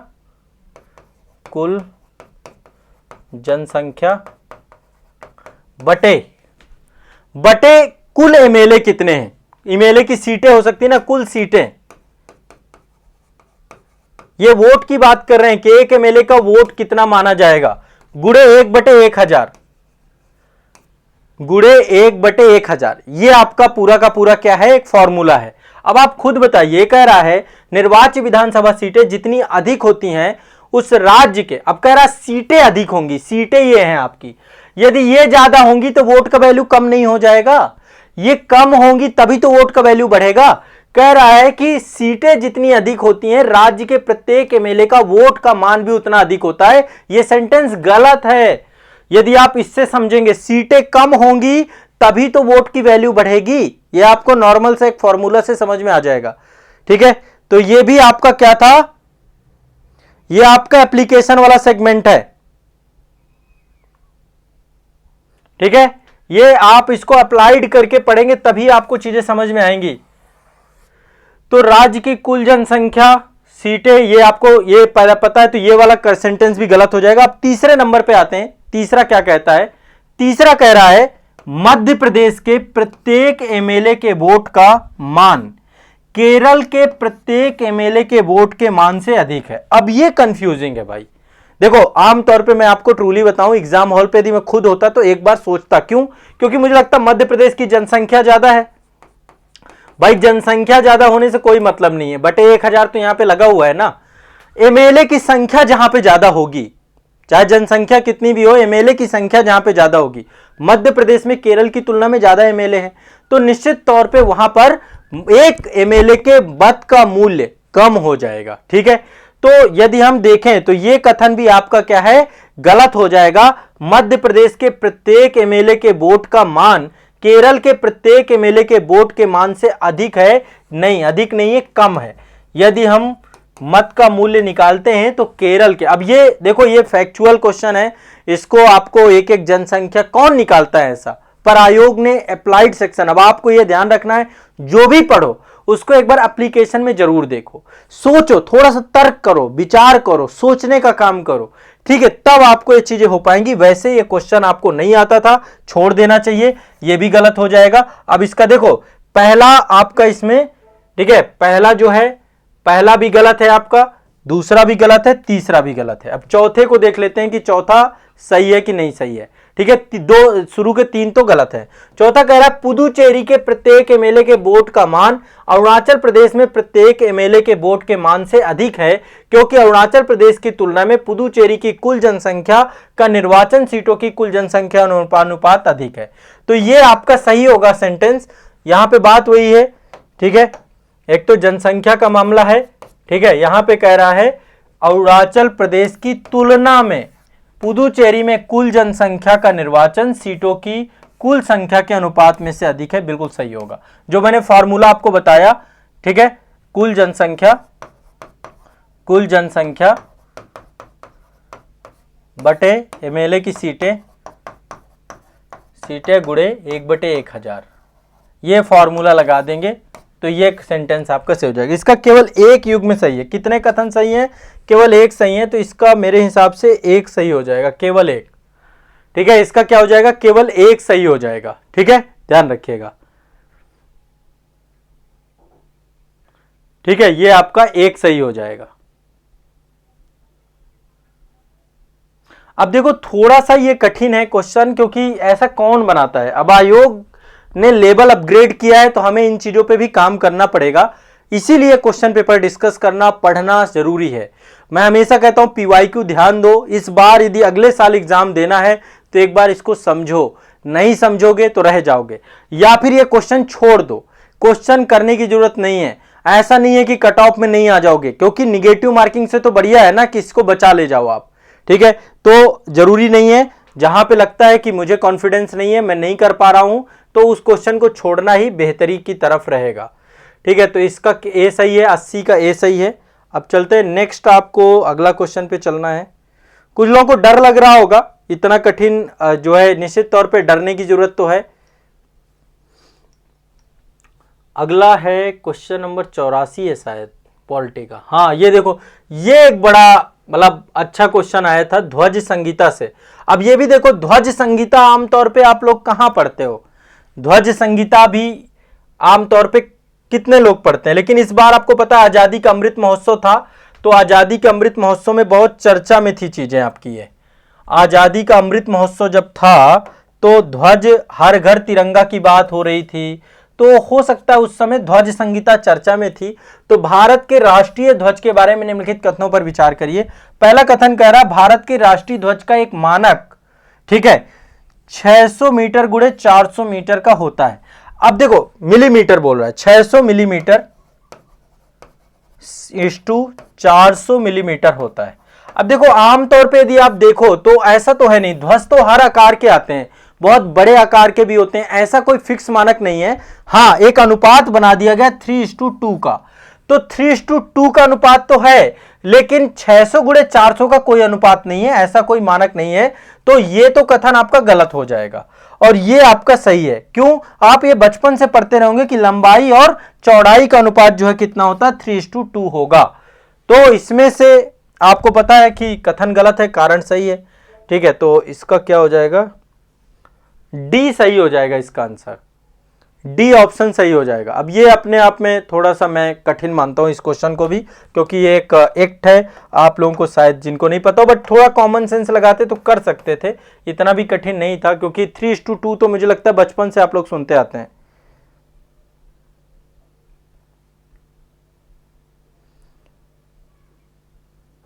ठीक है, थोड़ा सा ध्यान दीजिए, यहां पे क्लास पे ध्यान दीजिए सभी लोग। ये कौन है? Best study. बेटा पढ़ाई पे ध्यान दो, नहीं तो अगली बार भी हालत खराब हो जाएगी। थोड़ा सा इधर ध्यान दो क्लास में, अन्यथा की स्थिति में आराम करिए आप। ठीक है, क्लास में ध्यान दो अभी सभी लोग। जो बीपीएससी वाले हैं प्रतीक्षा करिए, आप लोगों को चैनल पे क्लास आपकी चल रही है आजाद बीपीएससी एकेडमी पे, लगातार हम वहां पे कंटेंट आपको दे रहे हैं, वहां पे रेगुलर टारगेट चल रहे हैं डेली के आपके, तो थोड़ा सा प्रतीक्षा कर लीजिए। चलिए आगे बढ़ते हैं नेक्स्ट।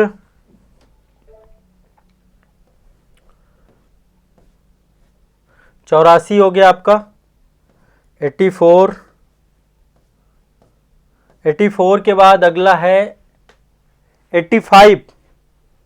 85 नंबर भी आपका इसी से जुड़ा हुआ। देखो क्वेश्चन ढूंढने पड़ रहे हैं, ठीक है, वैसे मैंने एक एक क्वेश्चन को यहाँ पे देखते हुए लिखा जरूर है कि कहाँ पे कौन सा है। ये आपका बहुत आसान सा क्वेश्चन है, संविधान दिवस से पूछा है। संविधान दिवस अभी को आपको भी पता है कि कब मनाया जाता है, 26 नवंबर को हम संविधान दिवस मनाते हैं। कारण क्या था कि संविधान को अंगीकृत, अधिनियमित और आत्मार्पित किया गया था। तो यहाँ पे लिखा है नागरिकों के बीच संवैधानिक मूल्यों को संवर्धित करने के लिए संविधान दिवस प्रतिवर्ष 26 नवंबर को मनाया जाता है। बिल्कुल सही है कथन। दूसरा कह रहा है 26 नवंबर 1949 को भारत की संविधान सभा ने भारत के संविधान का प्रारूप तैयार करने के लिए डॉक्टर BR अम्बेडकर, ये फैक्चुअल एरर है इसमें, ये डेट आपकी 29 अगस्त की थी, 29 अगस्त 1947, ये मैंने क्लास में आपको पढ़ाया है। ठीक है, ये बहुत नॉमिनल सा क्वेश्चन है, आप सभी को पता होगा, यदि आपने पढ़ा होगा तो ये आसान है। मैंने master video, entire video class सब में डिस्कस की है। तो ये वाला कथन तो गलत हो जाएगा, इसका सी सही हो जाएगा, इसका सी सही हो जाएगा। कथन एक सही है और कथन दो गलत है।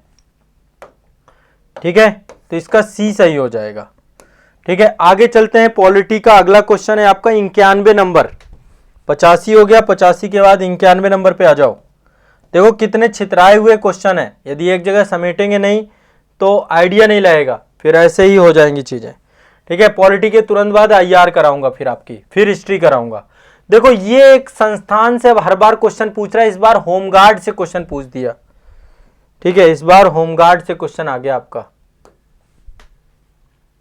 हाँ 91 आपका जो है, आपका 91, सभी लोग आ जाओ। 91 में लिखा हुआ है, यहां पे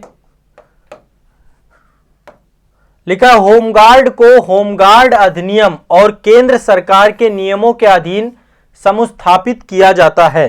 ठीक है, तो यहां पे एक चीज ध्यान रखिएगा, केंद्र सरकार के द्वारा होमगार्ड को नहीं, राज्य सरकारों के द्वारा इस्टेब्लिश किया जाता है। यहां पे होगा राज्य सरकार, राज्य सरकारों के द्वारा होमगार्ड की नियुक्ति की जाती है, उनको लेकर नियम बनाए जाते हैं, उनको लेकर के पूरा का पूरा। तो हर एक स्टेट का अलग अलग है, तो यहां तो ये वाला तो गलत हो जाएगा आपका पहला ही कथन। ठीक है, होमगार्ड आपका राज्य सरकार, केंद्र सरकार नहीं। नेक्स्ट है होमगार्ड अपनी भूमिका आंतरिक सुरक्षा बनाए रखने के लिए पुलिस को सहायक बल के रूप में सेवा देने की करते हैं। तो हाँ, ये पुलिस की सहायता करते हैं। ठीक है, पुलिस की सहायता को के तौर पे रहते हैं, सहायक के तौर पे, तो ये कथन सही हो जाएगा। दूसरा, अंतरराष्ट्रीय सीमा तटीय क्षेत्रों में घुसपैठ को रोकने के लिए कुछ राज्यों में सीमा विंग्स होमगार्ड को बटालियनों को जोड़ा गया। तो जितने तटीय राज्य हैं वहां पे कई जगहों पर होमगार्ड को जो है आपका अंतरराष्ट्रीय सीमा और तटीय क्षेत्रों के लिए भी रखा गया है। तो ये कथन भी आपका सही होगा। तो इसमें दो कथन सही है, दो युग्म आपके सही है, दूसरा और तीसरा। तो 91 का आपका सही हो जाएगा, केवल 2, बी सही हो जाएगा, इसमें बी सही हो जाएगा। ठीक है, तो देखो युग्म वाले क्वेश्चन काफी सारे पॉलिटी में आए हैं आपके।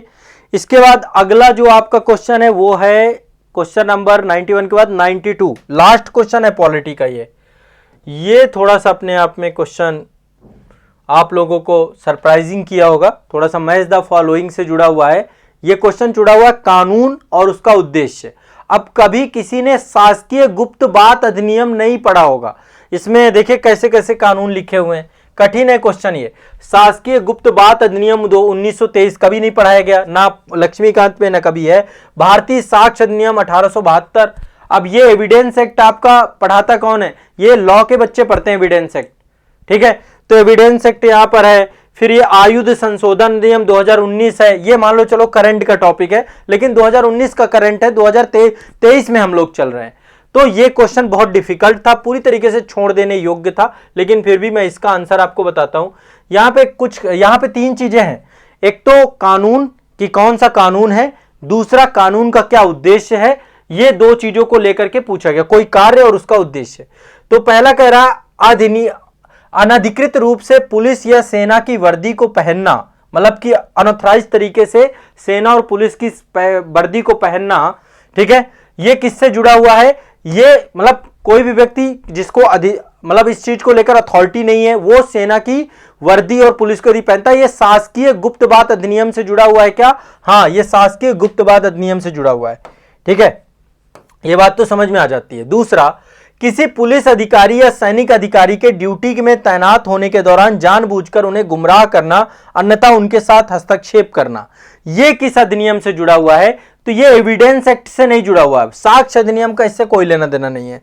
तीसरा, बंदूक और तोप अनुष्ठान परक गोली या गोला दागना जिससे अन्य लोगों की व्यक्तिगत सुरक्षा को जोखिम हो सकता है।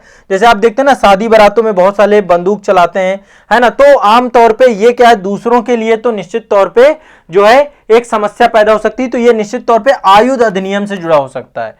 तो ये तो समझ में आता है, बंदूक और तोप ये आयुध से जुड़ा हो सकता है, ठीक है। ऊपर वाला भी समझ में आता है, तो एक बार कॉमन सेंस से तो आप इसे लगा सकते थे, लेकिन ओवरऑल जब आप एग्जाम हॉल पे होते हो तो ये क्वेश्चन अपने आप में कठिन सा लगता है। इसमें दो युग्म सही है, पहला वाला सही है और तीसरा सही है, दूसरा आपका गलत है। लेकिन ओवरऑल ये क्वेश्चन टफ था, यदि नहीं आता था तो छोड़ देने योग्य क्वेश्चन था आपका, ठीक है। ये आपके पॉलिटी के सारे क्वेश्चन हो गए। अब देखो पॉलिटी में जो क्वेश्चन आए हैं आपके, अभी मैं आईआर भी आपको करवा दूंगा, आईआर के क्वेश्चन काफी सारे पूछे गए हैं। तो पॉलिटी का जो पूरा का पूरा, एक तो अधिनियम से प्रश्न आए हैं, आप देख सकते हैं, ध्वज संहिता पूछ लिया आपका, यहां पे ये अधिनियम पूछ लिया, ये सब कठिन बना देते हैं पॉलिटी को, इतना आसान नहीं होता है। जेल अधिनियम से क्वेश्चन पूछ रहा है, जेल अधिनियम कहां पढ़ते हैं हम लोग। तो पॉलिटी को अब अपडेट करने की जरूरत है, पॉलिटी में जो इंपॉर्टेंट थोड़ा सा लीगल एस्पेक्ट हैं उनको भी ऐड करने की जरूरत है। तो आगामी में कुछ लेक्चर आप लोगों को आने वाले समय पे दूंगा, आपके बैच में ही कंटेंट अपडेट करवाएंगे आपका, जिसमें से जो आपके जैसे ध्वज संहिता हो गई, पूरा एक पूरा चैप्टर उसका दे दिया, और भी जितने इंपॉर्टेंट एक्ट हैं जो कि पॉलिटी से जुड़ सकते हैं वो मैं लिस्ट बना करके आपको क्लास करवाऊंगा। कुछ अपडेटेड वीडियो आपके बैच में अवेलेबल करा दूंगा, जिससे पूरी पॉलिटी, वैसे मैंने वहां पर 125 लेक्चर पढ़ाए हैं, 125 में से लगभग आपके 80% क्वेश्चन निकल जाएंगे, 20% क्वेश्चन आपके अपग्रेड करने पड़ेंगे, मैं कंटेंट अपग्रेडेशन पे काम करूंगा, ठीक है। ये कौन है, एक मिनट, इनको यहाँ पे देखो, कुछ बच्चे पढ़ने के लिए तो नहीं आते हैं और समय अपना भी ख़राब करते हैं और दूसरों का भी ख़राब करते हैं, तो बहुत दुख होता है पहले तो कि आप लोग ऐसा क्यों करते हो, और आप लोगों को, आपको पता है कि पूरी टीम देख रही होती है, फिर आपको ब्लॉक कर दिया जाएगा तो फिर आप रह जाएंगे। चलिए आगे बढ़ते हैं, नेक्स्ट अगला चलते हैं। ये आपका हो गया कंप्लीट, ठीक है। यहां पे ये आपका टोटल पॉलिटी से थे 16 क्वेश्चन, अच्छे खासे क्वेश्चन पूछे गए थे, मैंने जितने क्वेश्चन आपके लगवाए अब लगभग ये 16 के आसपास क्वेश्चन है। अब आगे बढ़ते हैं, अगला आईआर से क्वेश्चन देख लेते हैं एक बार, अंतरराष्ट्रीय संबंध से। टफ था, जो टफ है तो देखो छोड़ने के लिए तो है ही है, मैं हमेशा कहता हूं कि 20-25 क्वेश्चन छोड़ने के लिए जाओ, है ना, 20-25-30 क्वेश्चन तक छोड़ो, 120 भी अटेम्प्ट करोगे तो भी बन जाएगी बात, पर 120 अटेम्प्ट करना बहुत, मतलब लोहे के चने चबाने जैसा हो गया है। अब अगला आईआर से टोटल 6 क्वेश्चन है आपके, और क्वेश्चन नंबर 78 पे आ जाओ, 78 पे, क्वेश्चन नंबर 78 पे आ जाओ। हाँ ये है आपका। अभी देखो ये क्वेश्चन आपका ज्योग्राफी से भी जुड़ जाता है वैसे, लेकिन ओवरऑल ये काफ़ी चर्चा में था आपका और काफ़ी इंपॉर्टेंट क्वेश्चन है आपका ये। 78 अंतरराष्ट्रीय संबंध से जुड़ा हुआ है, मैंने आईआर पे रखा है इसको, आईआर की श्रेणी पे लिखा हुआ है यहाँ पे, निम्नलिखित में से कौन सा एक देश दशकों से गृह कलश और खाद्य संकट से त्रस्त रहा और हाल ही के पिछले दिनों में अति गंभीर दुर्भिक्ष के समाचारों पे रहा। ये करंट अफेयर्स का क्वेश्चन है। अभी देखो हाल फिलहाल में इसको लेकर बड़ी चर्चा रहती है, और ये देश है आपका सोमालिया। सोमालिया में अभी बहुत बुरी स्थिति है, सिविल वार लंबे समय से चल रहा है, इसे जो है यहाँ पर एक गृह युद्ध, गृह कलह जैसी स्थिति है आपकी, और ये खाद्य संकट जो है यहाँ पर अभी इस समय बहुत बड़े स्तर पे था। सोमालिया आपका हॉर्न ऑफ अफ्रीका जो है ना आपका, उसी पर स्टैब्लिश है, हॉर्न ऑफ अफ्रीका, ये जो अरब सागर से लगा हुआ है ना, लाल सागर, अरब सागर, Horn of Africa, Djibouti, Eritrea, Ethiopia, Somalia, ये सारे कंट्री आते हैं उसमें। तो सोमालिया ये चर्चा में था आपका। करंट यदि आप लोगों ने पढ़ा अभी हाल फिलहाल में, जितने महत्वपूर्ण जो है, जैसे आपका एक भूख सूचकांक था, उसमें सबसे लास्ट में सोमालिया ही था आपका। तो इस तरीके के जो सूचकांक आते हैं, उन सूचकांकों को भी आप देखेंगे तो ये क्वेश्चन किया जा सकता था, ऐसा नहीं था कि इस क्वेश्चन को हम नहीं कर पाते, ठीक है, तो एक क्वेश्चन कर सकते थे। अगला क्वेश्चन है 90 नंबर क्वेश्चन, थोड़ा सा डिफिकल्ट है, 6 क्वेश्चन ही है टोटल, थोड़ा सा मतलब कुछ क्वेश्चन आपको लगेंगे पढ़ने पे, मतलब वैसे हल करेंगे तो आईआर से क्वेश्चन निकाले जा सकते हैं। ये वाला क्वेश्चन तो यदि आप करंट अपडेटेड रहे होंगे तो निश्चित तौर पे कर लेंगे। अगला चलते हैं नेक्स्ट, यहाँ पे ये क्वेश्चन है कथन दिए गए हैं यहाँ पे और कह रहा है कौन सा कथन सही है। 3 कथन दिए गए हैं, एक बार सारे के सारे कथन एक बार देखते हैं। और ये करंट पे चर्चा की चीजें हैं तो इसलिए आपको पता होगा तो ठीक है, नहीं पता होगा तो नहीं ठीक है। कह रहा हाल ही में संयुक्त राष्ट्र के सभी देश, जैसे ही सभी देश की बात आती है यानी कि 193 देश, यूनाइटेड नेशन में 193 देश हैं सदस्य देशों के तौर पे। कह रहा अंतरराष्ट्रीय प्रवास के लिए अभी तक पहली संविदा सुरक्षित, व्यवस्थित और विनियमित प्रवास के लिए एक वैश्विक संपदा ग्लोबल कॉम्पैक्ट फॉर सेल्फ जो है आपका ये एक पूरा एक्ट है जिसका नाम है जीसीएम एक्ट, जीसीएम एक्ट, इसको अपनाया है। देखो यहां पे एक सेंटेंस में सभी देश लिखे हुए हैं, वैसे ये क्वेश्चन कठिन के स्तर पे आता है। टोटल जीसीएम को आपके 163 देशों ने अपनाया है, तो पहली बात तो टोटल 193 देशों ने नहीं अपनाया, 163 देशों ने ही अपनाया है, तो ये सेंटेंस वैसे ही गलत हो जाएगा। अब ये आपने पढ़ा है नहीं पढ़ा है तो ये क्वेश्चन आपको कठिन उसी हिसाब से लग सकता है। अगला कह रहा है जीसीएम में अधिकथित उद्देश्य और प्रतिबद्धताएं यूएन के सदस्य देशों पर बाध्यकारी होंगी। बाध्यकारी नहीं है, ये अबाध्यकारी हैं, अबाध्यकारी हैं। अब ये भी कठिन है, ये सेंटेंस भी पता होना अपने आप में कठिन है, तो ये भी कठिन गलत है, हो जाएगा।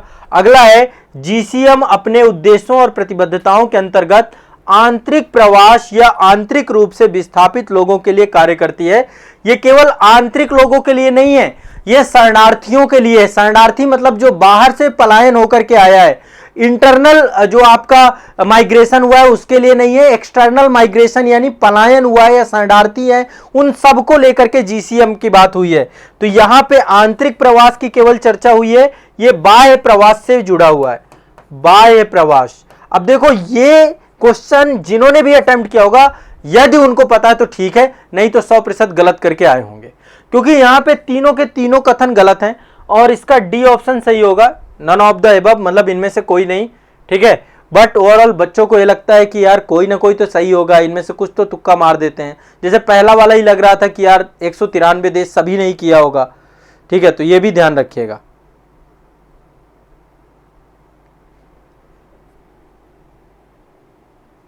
क्या हुआ बेटा?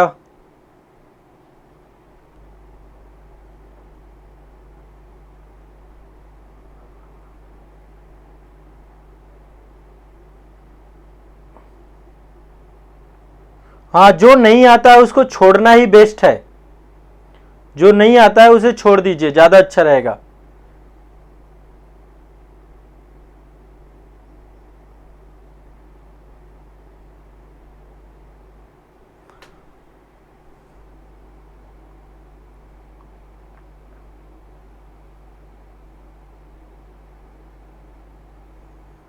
एक मिनट रुकिएगा, कुछ बच्चों के मैसेज हैं।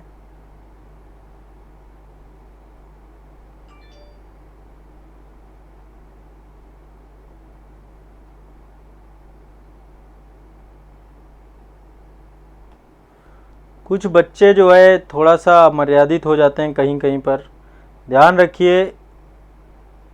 आप जो है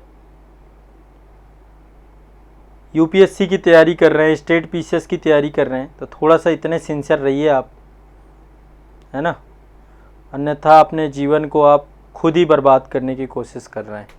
एक चीज़ ध्यान रखिएगा, इस संस्था में जितने भी बच्चे हैं बहुत सिंसियर बच्चे हैं और कृपया करके सिंसियर लोग ही यहाँ पर रहें, जुड़े।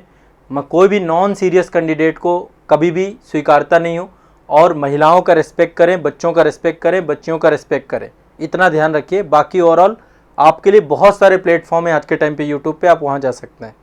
मेरा सादर आप सभी को जो है ये मेरा विनम्र अनुरोध है, ठीक है।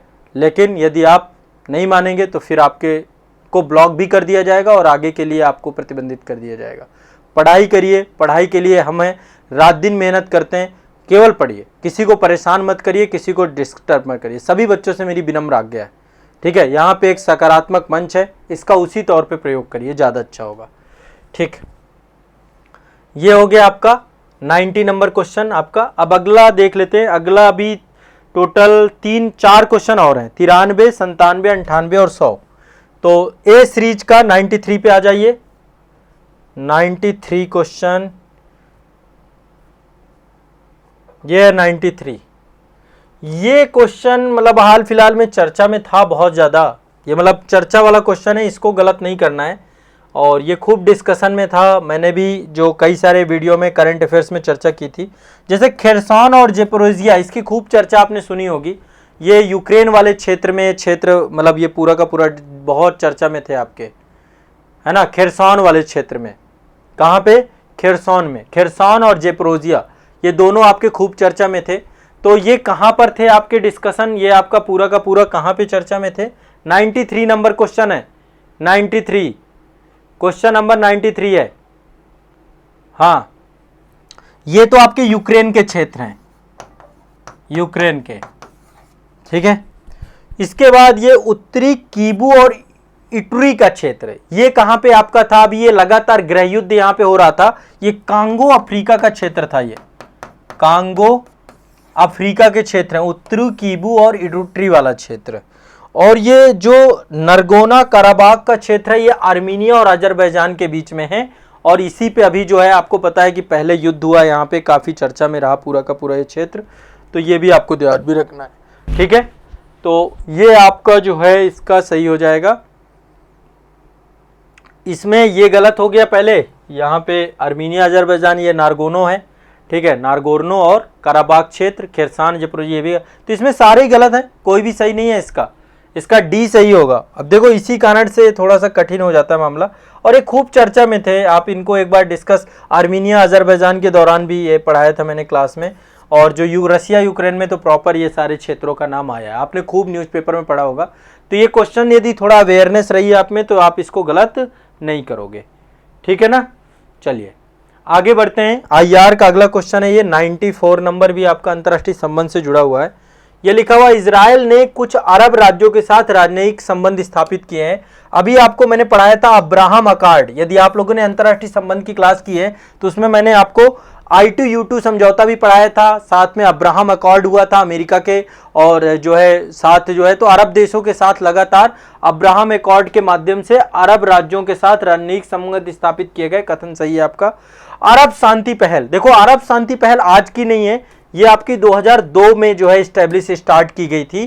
तो अरब शांति पहल सऊदी अरब की मध्यस्थता से इजराइल और अरब लीग के बीच हस्ताक्षरित हुई थी। तो ये बात सही है आपकी, लेकिन आपको पता है कि जो आपका जो है जो जॉर्डन है, जॉर्डन के साथ 1994 से जो है इजराइल के द्वारा संबंध बनाने शुरू किए गए थे। 1994 से ही इजराइल और जॉर्डन के संबंध बेहतर हुए थे। तो कई सारे जो अरब कंट्रीज हैं या इस्लामिक कंट्रीज हैं उनके साथ, क्योंकि ये पूरा क्षेत्र आपको पता है मिडिल ईस्ट का क्षेत्र है, और यहाँ पे अरब कंट्रीज और इजराइल के बीच में लगातार घमासान देखने को मिला है। तो ये दोनों कथन सही है, ये भी कथन सही है, क्योंकि अरब शांति पहल 2002 में स्टार्ट हुई थी। और ये जो है आपका इसका लेकिन सही व्याख्या नहीं करता है, तो इसका बी सही होगा, इसका बी सही होगा। कथन 1 और 2 दोनों सही है, कथन 1 और 2 दोनों सही है, इसका बी सही होगा, ठीक है। इसके बाद नेक्स्ट अगला क्वेश्चन है 97, अगले क्वेश्चन पे चलते हैं। 94 का बी सही है, 94 का। ये देखो खेल से क्वेश्चन पूछे गए हैं, मैंने सारा करंट अफेयर्स में पढ़ाया है, मेजर ध्यानचंद्र है ना, अर्जुन, द्रोणाचार्य, राष्ट्रीय खेल प्रोत्साहन पुरस्कार, ये सारे कुछ मैंने आपको पढ़ाए थे। 97, अभी ये करंट अफेयर्स हैं, ये बाद में हम लोग करेंगे। यहाँ पे कह रहा है निम्नलिखित समाचारों में उल्लिखित संघर्ष क्षेत्र हैं जिस देश में अवस्थित हैं उससे जुड़ी हुई चीजें हैं यहाँ पे। तो यहाँ पे देखिए एक तो डोनबास का एरिया है, खूब पता है आपको, डोनबास एरिया भी आपका काफी चर्चा में रहता है। यूक्रेन है यहाँ पे, यूक्रेन वाला क्षेत्र जो है आपका डोनबास रीजन है, ठीक है। कौन सा है? यूक्रेन वाला क्षेत्र, ठीक है। तो ये आपका यहाँ पे काचिन क्षेत्र आपको पता है, ये लगातार सेना को लेकर म्यांमार में है, भारत के पड़ोस में म्यांमार में है काचिन क्षेत्र। और टिग्रे वाला क्षेत्र आपका इथोपिया में पड़ता है, इथोपिया, टिग्रे इथोपिया। डोनबास के बारे में आपको पता है, सबसे पहले रूस ने यहीं पे हमला किया था, डोनबास रीजन में ही। तो यूक्रेन में है आपका डोनबास रीजन, और ये आपका यूपीपीसीएस में भी पूछा गया था अभी। काचिन क्षेत्र म्यांमार में है, यहाँ पे लगातार सेना और जो है जुंटा शासन है चूंकि म्यांमार में आपको पता है, और टिग्रे आपका इथोपिया में है। तो ये आपके चर्चा में है। इसमें से कौन से युग्म सही थे आपके? तो इसमें से कोई भी नहीं सही थे, पहला भी गलत, दूसरा भी गलत, तीसरा भी गलत। अब सोचो ये कठिन बना देता है पेपर को। इनमें से कोई नहीं सही है, डी। इनमें से कोई नहीं सही है, डी होगा ये। ठीक है, इनमें से कोई नहीं सही है आपका। ठीक है, तो ये आपका हो गया। अब अगला क्वेश्चन है यहाँ पे आपका 97 के बाद 98 में आते हैं, 98 पे।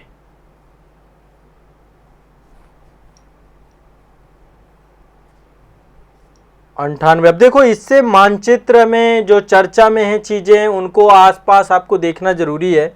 अगला कह रहा है हाल ही के वर्षों में चाड, गिनी, माली और सूडान। सूडान तो खूब चर्चा में रहा है, गृह युद्ध चल रहा था, सैन्य तख्ता पलट हुआ है यहाँ पे।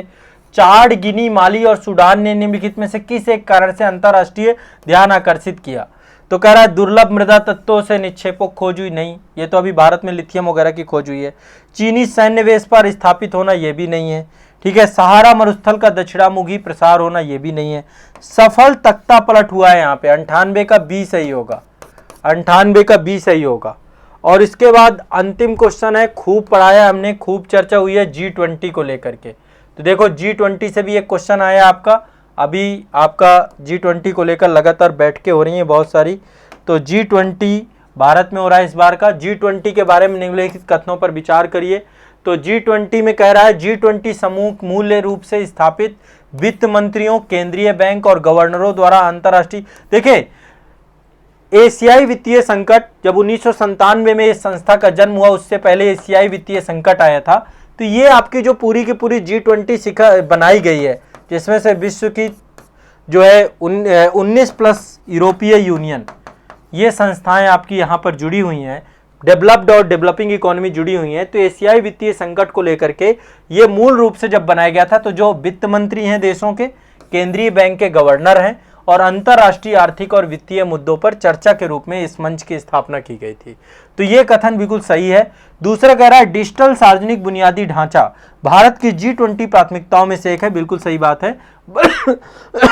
भारत जो है, जो अभी इस बार का G20 भी होना है, उसमें डिजिटलाइजेशन को लेकर के, डिजिटल सार्वजनिक बुनियादी ढांचा को लेकर के इसको प्राथमिकता के तौर पे रख रहा है। तो इसका सी ऑप्शन सही होगा, 1 और 2 दोनों सही है। 100 का सी सही है आपका, 100 का सी सही है, 100 का सी सही है। तो इस तरीके से टोटल 7 प्रश्न आपके IR के हैं, 7 प्लस 16, 16 पॉलिटी के और 7 आपके टोटल जो है। अब ये इनमें से कोई नहीं के क्वेश्चन ज़्यादा हैं, थोड़ा सा जो है आपको अवेयरनेस की ज़रूरत है, जो चर्चा में चीज़ें चल रही हैं उनको समझने की ज़रूरत है।